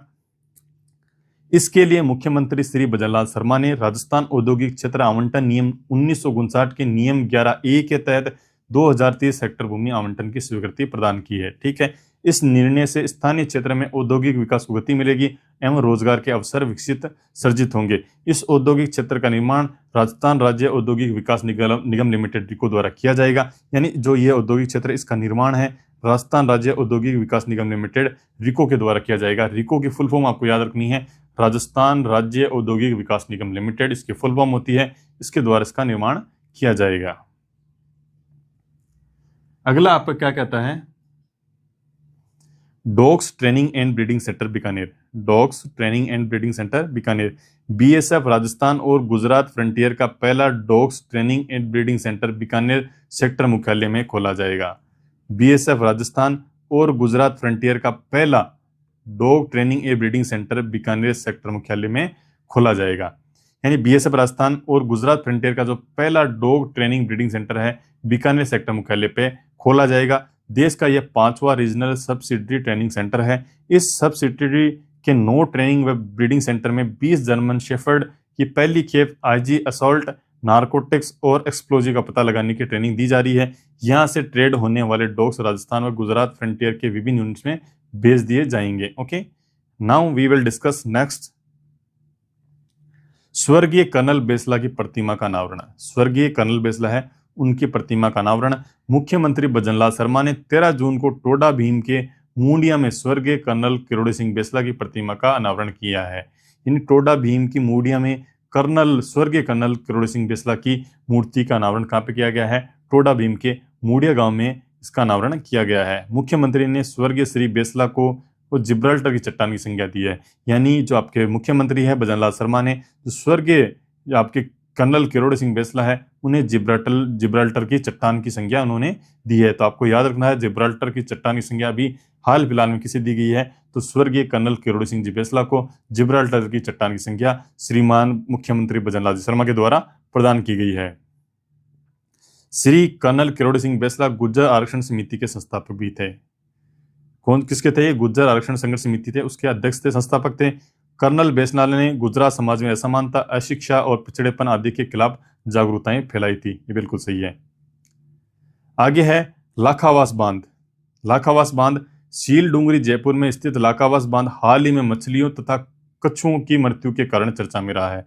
शील डूंगरी जयपुर में स्थित लखावास बांध है, हाल ही में मछलियों एवं कछुओं की मृत्यु के कारण चर्चा में रहा है। यानी जो लखावास बांध है कहाँ पे स्थित है? शील डूंगरी जयपुर में स्थित है। लखावास बांध है जो मछलियों एवं कछुओं की मृत्यु के कारण अभी भी यह चर्चा में रहा है। चंदलाई बांध के ओवरफ्लो होने के बाद जयपुर शहर से निकलने वाले सीवर व केमिकल युक्त गंदे पानी से यह बांध प्रदूषित हो गया है। यानी चंदलाई बांध एवं के ओवरफ्लो होने के बाद, जो चंदलाई बांध है उसके ओवरफ्लो होने के बाद जयपुर शहर से निकलने वाला सीवर व केमिकल का गंदा पानी है, उसके कारण ये क्या है? प्रदूषित हो गया था। तो हमने डिस्कस कर लिया था पहला टॉपिक आपका राजस्थान की प्रमुख योजनाएं, कार्यक्रम, नीतियां एवं अभियान हमने डिस्कस कर लिए थे। अब मेरे साथियों हम डिस्कस करेंगे राजस्थान से संबंधित प्रमुख रिपोर्ट, मुद्दे, घटनाएं एवं चर्चित स्थल के बारे में हम डिस्कस करेंगे। यानी कि इसमें हम डिस्कस करेंगे राजस्थान की प्रमुख रिपोर्ट, मुद्दे, घटनाएं एवं चर्चित स्थल के बारे में हम डिस्कस करेंगे। जून माह की प्रमुख रिपोर्ट, मुद्दे, घटनाएं एवं चर्चित स्थल क्या क्या रहे थे। सबसे पहले हम देखें जून माह की आपकी रिपोर्ट्स की प्रमुख रिपोर्ट्स क्या क्या रही थी। इसमें पहली आती है आपकी राजस्थान एसडीजी सूचकांक 2024। जो राजस्थान एसडीजी सूचकांक है 2024 संयुक्त राष्ट्र के transforming our world the 2030 agenda for sustainable development के 17 सतत विकास लक्ष्यों एवं 169 संबद्ध टारगेट को पूरा करने की दिशा में राजस्थान सरकार द्वारा वर्ष 2020 से एसडीजी सूचकांक जारी किया जाता है। यानी 2020 से राजस्थान सरकार द्वारा एसडीजी सूचकांक है वह जारी किया जाता है। तो आपको याद रखना है 2020 से एसडीजी सूचकांक है राजस्थान सरकार द्वारा जारी किया जाता है। संयुक्त राष्ट्र के ट्रांसफॉर्मिंग आवर वर्ल्ड उसका एजेंडा है दी 2030 एजेंडा फॉर सस्टेनेबल डेवलपमेंट। ये भी आपको याद रखना है। यूएन जो संयुक्त राष्ट्र है आपका यूएन, उसका transforming our world the 2030 agenda for the sustainable development के 17 सतत विकास लक्ष्य रखे गए हैं, 169 टारगेट्स में रखे गए हैं। आपको ये भी याद रखना है 17 क्या है? सतत विकास लक्ष्य रखे गए हैं और 169 है जो आपके संबंध टारगेट रखे गए हैं। अब हम बात करें एसडीजी इंडेक्स है उसका जो वर्तमान संस्करण कौन सा है? अभी 5वां संस्करण अभी जारी किया गया है। इसके लिए नोडल विभाग कौन सा है? आपका राज्य योजना विभाग है जो आपका इसके लिए क्या है? नोडल विभाग के रूप में कार्य करता है। राजस्थान एसडीजी इंडेक्स 5.0 में 14 गोल्स और 95 संकेतक के आधार पर जारी की गई है। आपको याद रखना है राजस्थान जो एसडीजी इंडेक्स 5.0 भी जारी हुई है उसमें 14 गोल्स रखे गए हैं और 95 संकेतक के आधार पर जारी की गई है। यानी कि 14 गोल्स आपके रखे गए हैं और 95 संकेतक के आधार पर यह जारी की गई है। यह भी इंपॉर्टेंट पॉइंट है, याद रखने आपको। इसमें नीति आयोग की कार्य प्रणाली तथा जिलेवार डेटा उपलब्धता के आधार पर संकेतों का चयन किया जाता है। यानी इसमें नीति आयोग की कार्य प्रणाली तथा जिलेवार जो डेटा उपलब्ध होता है उसके आधार पर संकेतकों का चयन किया जाता है। राजस्थान ने इस बार कितने संकेतक चयन किया है? 95 संकेतक का चयन किया है। आगे है एसडीआई स्कोर के आधार पर जिलों को 4 श्रेणियों में वर्गीकृत किया है। यानी जो एसडीआई स्कोर है उसके आधार पर जिलों को 4 कैटेगरी में डिवाइड किया गया है। ठीक है, वह 4 कैटेगरी कौन कौन सी है? अचीवर है फर्स्ट श्रेणी, सेकंड है फ्रंट रनर है, थर्ड है आपकी परफॉर्मर और आपकी फोर्थ है आपकी एस्पिरेंट। ठीक है, आपको याद रखनी है, 4 श्रेणियों में इन्हें डिवाइड किया गया है। तो कौन सी है? अचीवर है, फ्रंट रनर है, परफॉर्मर है और क्या है? एस्पिरेंट है। ठीक है, अचीवर में एसडीआई स्कोर अगर 100 होता है तो उसे अचीवर कैटेगरी में उसे इंक्लूड किया जाता है। इसमें राजस्थान का एक भी जिला इसमें शामिल नहीं है। अब बात करें अपन फ्रंट रनर में, अगर इसका स्कोर एसडीआई स्कोर अगर 65 से लेकर 99.99 के बीच में होता है तो इसमें टोटल आपका फ्रंट रनर में केवल एक ही जिला इसमें शामिल है। बाकी के जो मैक्सिमम 32 जिले हैं राजस्थान के, उनमें से जो आपके उनको परफॉर्मर कैटेगरी है उसमें शामिल किया गया है। तो परफॉर्मर कैटेगरी के लिए एसडीआई का स्कोर होता है 50 से लेकर 64.99 के बीच में अगर स्कोर होता है उसे परफॉर्मर कैटेगरी में शामिल किया जाता है। एस्पिरेंट कैटेगरी में राजस्थान के एक भी जिले शामिल नहीं किए हैं और इसका जो एसडीआई स्कोर होता है वह होता है 0 से लेकर 49.99। ये चीजें इंपॉर्टेंट है, आपके एग्जाम में हूबहू आपको देखने को मिलेगी। ये आपको एसडीजी इंडेक्स है, आपको याद रखनी जरूरी है, इसका क्वेश्चन आपको एग्जाम में देखने को मिलेगा। अब हम बात करें सूचकांक से जुड़े प्रमुख तथ्य, यानी जो आपको एसडीआई सूचकांक है उससे जुड़े हुए अपन प्रमुख तथ्य के बारे में अपन जानकारी प्राप्त करते हैं। राजस्थान का एसडीआई स्कोर कितना है? 59.11 है। ठीक है, आपको याद रखना है राजस्थान का एसडीआई स्कोर कितना है? 59.11 है। इसमें शीर्ष जिले कौन है? राजस्थान का जो एसडीआई स्कोर है इसमें शीर्ष जिले मेरे साथियों आपको याद रखने हैं। टॉप पे आपका कौन सा है? झुंझुनू है, सेकंड पे नागौर है, थर्ड पे क्या है? सीकर है। ठीक है, जो झुंझुनू है उसका स्कोर है 66.44 है, जो नागौर है उसका स्कोर है 63.98 है और सीकर है उसका स्कोर है 63.59 है। यानी नागौर और सीकर लगभग सेम स्कोर पे ही हैं। तो आपको याद रखना है राजस्थान का एसडीआई स्कोर कितना है? 59.11 है। शीर्ष जिले कौन से हैं? झुंझुनू है, फिर नागौर है, उसके बाद में क्या? सीकर है। ठीक है, ये आपको याद रखना है। इस सूची में अंतिम स्थान पर जैसलमेर 50.63 स्कोर के साथ यह जैसलमेर जिला अंतिम स्थान पर रहा है। आपको यह भी याद रखना है एसडीजी सूचकांक में आपका है अंतिम जिला कौन सा है? जैसलमेर जिला अंतिम स्थान पे है। राजस्थान का समग्र स्कोर 2023 के 60.25 अंक से घटकर 2024 में 59.11 हो गया है। राजस्थान का जो समग्र स्कोर है 2023 में कितना था? 60.25 था, वो अब घट के 59.11 हो गया है। राजस्थान के समग्र स्कोर 59.11 से ऊपर राज्य के 14 जिले रहे हैं और 19 जिलों का स्कोर राज्य के समग्र स्कोर से नीचे रहा है। यानी जो राजस्थान का जो समग्र स्कोर है 59.11, इससे ऊपर राजस्थान के कितने जिले हैं? 14 जिले हैं और 19 जिलों का स्कोर है राज्य के समग्र स्कोर से क्या रहा है? नीचे रहा है। आगे हम बात करें राजस्थान का झुंझुनू जिला इस सूचकांक की फ्रंट रनर श्रेणी में शामिल होने वाला एकमात्र जिला रहा है। यह बहुत इंपॉर्टेंट लाइन है, आपको याद रखनी है। राजस्थान का जो झुंझुनू जिला है इस सूचकांक की जो फ्रंट रनर श्रेणी है इसमें शामिल होने वाला एकमात्र जिला रहा है। यानी जो फ्रंट रनर श्रेणी है आपकी, उसके अंतर्गत सिर्फ और सिर्फ आपका जो झुंझुनू जिला है एकमात्र ऐसा जिला है जो इस कैटेगरी में फ्रंट रनर श्रेणी है उस कैटेगरी में शामिल हुआ है। राज्य के से सभी जिले इस सूचकांक की परफॉर्मेंस श्रेणी में शामिल है। यानी कि एक जिला है जो क्या है? फ्रंट रनर श्रेणी है उसमें शामिल है और बाकी के जो 32 जिले हैं परफॉर्मेंस श्रेणी में शामिल किए गए हैं। आगे राजस्थान का कोई भी जिला अचीवर और एस्पिरेंट श्रेणियों में सम्मिलित नहीं रहा है। यानी जो इसकी श्रेणी है अचीवर और एस्पिरेंट श्रेणी है उसमें राजस्थान का कोई भी जिला उसमें शामिल नहीं किया गया है। एसडीजी 5P पर आधारित है। जो एसडीजी इंडेक्स होती है 5P यानी 5P वर्ड है उनके ऊपर जो है जारी की जाती है, 5P के ऊपर आधारित होती है। एसडीजी का आपको याद रखना है 5P पर आधारित होती है। ये 5P क्या क्या है अपन देखते हैं। 5P में क्या शामिल होता है? पहला है पीपल, पहला P का मीनिंग होता है पीपल यानी लोग, और सेकंड होता है प्लेनेट यानी ग्रह, थर्ड होता है प्रोस्पेरिटी यानी समृद्धि, फोर्थ होता है आपका पीस मतलब शांति, एंड फिफ्थ होता है आपका पार्टनरशिप यानी साझेदारी। आपको 5P का मीनिंग पता होना चाहिए। पीपल फर्स्ट होता है पीपल का मीनिंग होता है लोग, सेकंड होता है प्लेनेट यानी उसका मतलब होता है ग्रह, थर्ड होता है आपका प्रोस्पेरिटी उसका मतलब होता है समृद्धि, फोर्थ होता है आपका पीस मतलब होता है शांति, पार्टनरशिप यानी साझेदारी होता है। मेरे साथी गणों, अब हम देखें भूजल सर्वेक्षण 2023 के बारे में। भूजल सर्वेक्षण रिपोर्ट जो 2023 जारी हुई उसके बारे में हम देखते हैं। भूजल सर्वेक्षण 2023 के अनुसार राजस्थान और गुजरात के कुछ हिस्से देश के अत्यधिक जल शोषण क्षेत्र में हैं। यानी जो भूजल सर्वेक्षण रिपोर्ट 2023 जारी हुई उसके अनुसार राजस्थान और गुजरात के कुछ हिस्से हैं देश के अत्यधिक जल शोषण क्षेत्र में शामिल है। राजस्थान व गुजरात के कुछ ऐसे हिस्से हैं जो अत्यधिक जल शोषण क्षेत्र में शामिल है। यहाँ शुष्क जलवायु के कारण सीमित मात्रा में वाटर रिचार्ज का विकल्प है। देश में भूगर्भ जल की सबसे खराब हालत राजस्थान में है। यानी जो देश के पूरे देश के संदर्भ में अगर बात करें तो भूगर्भ जल की सबसे खराब हालत किसमें है?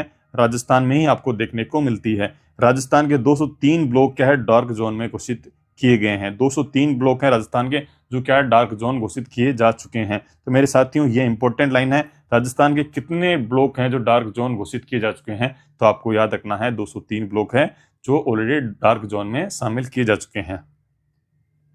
नेक्स्ट है आपका, देश के 6533 ब्लॉकों में से 27% में भूगर्भ जल काफी नीचे पहुंच गया है। इनमें से 11% डार्क जोन की श्रेणी में है। ठीक है, ये भी लाइन आपको ध्यान में रखनी है। आगे हम बात करें विभिन्न मुद्दे व घटनाओं के बारे में। जून माह में कौन कौन सी घटनाएं और कौन कौन से मुद्दे घटित हुए थे उनके बारे में हम अगर डिस्कस करें। राजस्थान विधानसभा की ई बुलेटिन का लोकार्पण हुआ है। राजस्थान विधानसभा की ई बुलेटिन का भी क्या हुआ है? लोकार्पण हुआ है। वासु विधानसभा अध्यक्ष कौन है? वासु देवनानी ने राजस्थान विधानसभा ई बुलेटिन विधान बोधिनी का लोकार्पण किया है। आपको याद रखना है सबसे पहले विधानसभा अध्यक्ष कौन है आपके? वासु देवनानी जी आपके क्या है? राजस्थान विधानसभा के अध्यक्ष हैं। इन्होंने राजस्थान विधानसभा ई बुलेटिन, जो राजस्थान विधानसभा ई बुलेटिन है उसका नाम क्या है? विधान बोधिनी है, उसका लोकार्पण किया है। आपको याद रखना है राजस्थान विधानसभा का एक ई बुलेटिन है, उसका नाम क्या है? विधान बोधिनी इसका नाम है। ठीक है, आपको याद रखना है। विधानसभा के अध्यक्ष कौन है? श्रीमान वासु देवनानी जी इसके अध्यक्ष हैं। ठीक है, आगे हम बात करें विधानसभा की इस साप्ताहिक ई बुलेटिन में विधानसभा क्षेत्रों की विकास यात्राओं पर आधारित सफलता की कहानियां का प्रकाशन किया जाएगा।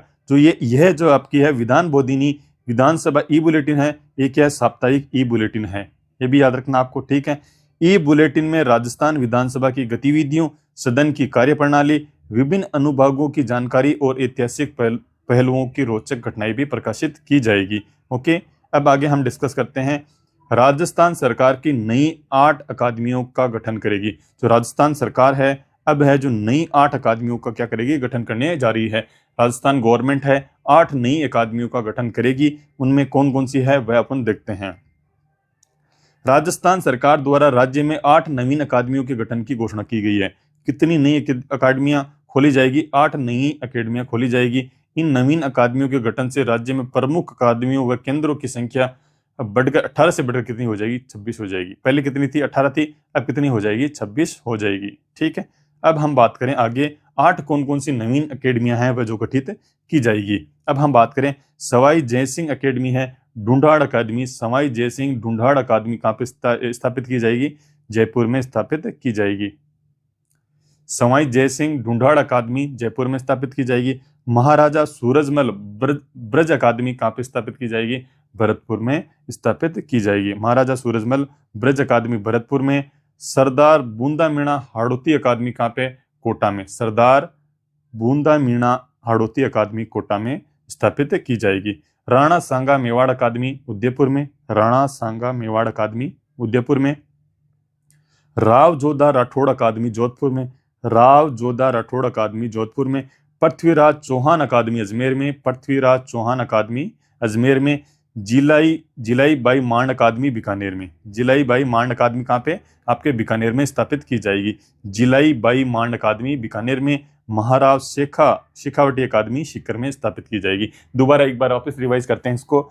सवाई जयसिंह ढूंढाड़ अकादमी जयपुर में। महाराजा सूरजमल ब्रज अकादमी भरतपुर में। सरदार बूंदा मीणा हाड़ौती अकादमी कोटा में। राणा सांगा मेवाड़ अकादमी उदयपुर में। राव जोधा राठौड़ अकादमी जोधपुर में। पृथ्वीराज चौहान अकादमी अजमेर में। जिलाबाई मांड अकादमी बीकानेर में। और महाराव शेखावटी अकादमी सीकर में स्थापित की जाएगी। मेरे साथियों, हम अपने इस जो आपका वीडियो चल रहा है इसी के माध्यम से यहीं पे अपने रिवाइज करके इसको याद करने की कोशिश कर रहे हैं। तो साथियों थोड़ा वीडियो लंबो खिंचता जाएगा, लेकिन मेरी कोशिश है कि हम इसी वीडियो के माध्यम से बार बार रिवाइज करके यहीं पे अपन याद कर लें। 2 बार वीडियो देख लोगे, आपके जो करंट अफेयर का एक भी क्वेश्चन आपका गलत नहीं होगा। ये मेरा कमिटमेंट, ये वादा है आपसे। लेकिन इसमें MCQ करवा के मैं आपके साथ माहौल नहीं बनाना चाह रहा, क्योंकि MCQ बनाने से कुछ होगा नहीं। आपको अगर अच्छे लेवल की करंट तैयार करनी है तो आपको थ्योरी क्लियर होनी चाहिए। आपको हम पॉइंट टू पॉइंट ज्यादा एक्स्ट्रा अपन पॉइंट पढ़ नहीं रहे अपन। ठीक है, आगे हम डिस्कस करते हैं विद्या समीक्षा केंद्र। विद्या समीक्षा केंद्र क्या कहता है? राष्ट्रीय शिक्षा नीति 2020 के तहत राज्य के स्कूलों के सभी बच्चों की प्रोग्रेस पर नजर रखने हेतु विद्या समीक्षा केंद्र की स्थापना की है।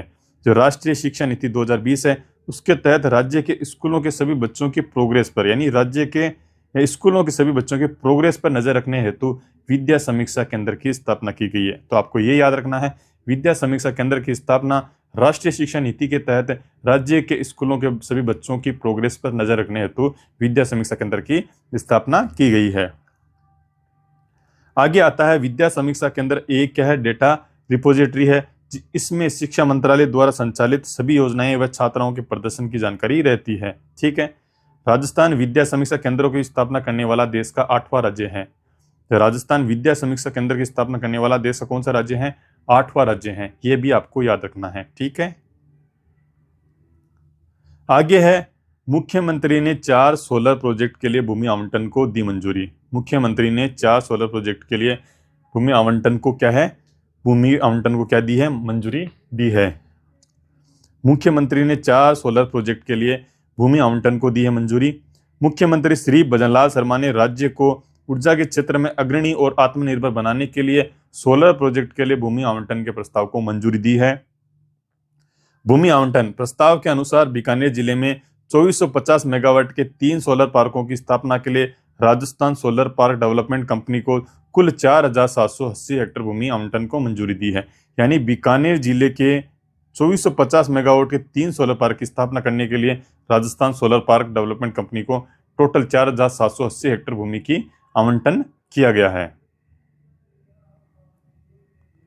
आगे है अपना, बीकानेर जिले में 1000 के 2 और 450 मेगावाट का एक सोलर पार्क स्थापित किया जाएगा।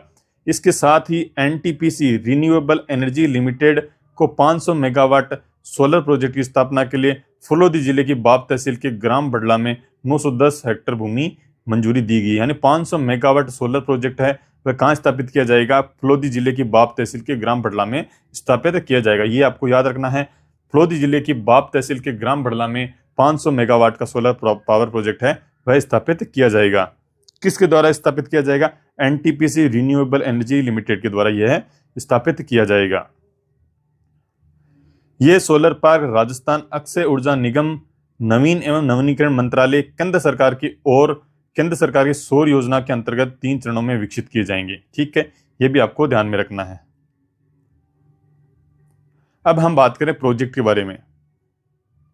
ये सोलर प्रोजेक्ट पर्यावरण संरक्षण में भी अहम भूमिका निभाएंगे। सालाना 2 लाख टन कार्बन उत्सर्जन में कमी आएगी। इन सोलर पार्कों में अत्याधुनिक सोलर पैनल और ग्रिड टेक्नोलॉजी का उपयोग किया जाएगा, जिससे ऊर्जा उत्पादन की क्षमता में वृद्धि होगी। इन परियोजनाओं के माध्यम से लगभग 10,000 करोड़ का निवेश होगा। नवीन एवं नवीकरणीय ऊर्जा मंत्रालय द्वारा अनुमोदित परियोजना होने से 33% अनुदान केंद्र से मिलेगा। अगले 2 वर्षों में इस परियोजना को पूरा करने का लक्ष्य रखा गया है।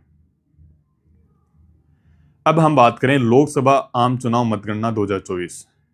लोकसभा आम चुनाव है, उसकी मतगणना कब हुई? 2024 की। लोकसभा आम चुनाव 2024 की मतगणना 4 जून को संपन्न हुई। जो लोकसभा चुनाव 2024 हुए थे उसकी जो मतगणना है वह 4 जून को संपन्न हुई थी। लोकसभा आम चुनाव 2024 के तहत राजस्थान के सभी 25 लोकसभा निर्वाचन क्षेत्र में 62.10% मतदाताओं ने अपने मतदान का प्रयोग किया। यानी कि राजस्थान में लोकसभा चुनाव है उसमें जो वोट परसेंटेज क्या रहा था? 62.10% रहा था। ईवीएम के माध्यम से 61.53% एंड पोस्टल बैलेट के माध्यम से 0.57% मतदान हुआ है। होम वोटिंग के तहत राज्य में 98.39% मतदान हुआ है। आपको यह भी याद रखना है, होम वोटिंग के तहत राजस्थान में 98.39% मतदान हुआ है। यानी होम वोटिंग के तहत 98.39% मतदान हुआ है। सभी लोकसभा निर्वाचन क्षेत्रों में 73,799 पात्र मतदाताओं ने घर से मतदान किया। यानी 73,799 लोगों ने जो आपके घर से मतदान किया है। ठीक है, ये भी अच्छी चीज है जो याद रखनी है आपको। होम वोटिंग के तहत प्रथम चरण में 98.30% और द्वितीय चरण में 97.42% मतदान हुआ है। ठीक है, आगे हम बात करें Swami Vivekananda model school. Swami Vivekananda model school के बारे में अगर बात करें, राज्य में संचालित स्वामी विवेकानंद मॉडल विद्यालयों में प्राइमरी स्तर की कक्षाओं का संचालन होगा। जो राज्य में ऑलरेडी संचालित है स्वामी विवेकानंद मॉडल विद्यालय, उनमें जो है प्राइमरी स्तर की कक्षाओं का संचालन होगा। जो स्वामी विवेकानंद मॉडल विद्यालय है उनमें प्राइमरी स्तर की कक्षाओं का क्या होगा, संचालन होगा। मुख्यमंत्री ने स्वामी विवेकानंद राजकीय मॉडल विद्यालयों में प्राइमरी स्तर की कक्षाओं के संचालन के लिए लगभग 10 करोड़ रुपए वित्तीय प्रावधान की स्वीकृति प्रदान की है। जो स्वामी विवेकानंद राजकीय मॉडल विद्यालय हैं उन्होंने प्राइमरी स्तर की कक्षाओं के संचालन के लिए कितने रुपए स्वीकार किए हैं, 10 करोड़ रुपए स्वीकार किए हैं। साथ ही अध्यापक लेवल प्रथम के 3 अतिरिक्त पद प्रति विद्यालय प्रस्ताव को भी मंजूरी दी है। उल्लेखनीय है कि राज्य में 134 स्वामी विवेकानंद मॉडल विद्यालयों का संचालन हो रहा है, जिनमें अब प्राइमरी कक्षाओं का संचालन होगा। अब आपको ये याद रखना डाटा, 134 स्वामी विवेकानंद मॉडल विद्यालय अभी राज्य में हाल फिलहाल संचालित हो रहे हैं। यानी स्वामी विवेकानंद मॉडल विद्यालय राजस्थान में कितने संचालित हो रहे हैं, तो 134 आपके संचालित हो रहे हैं।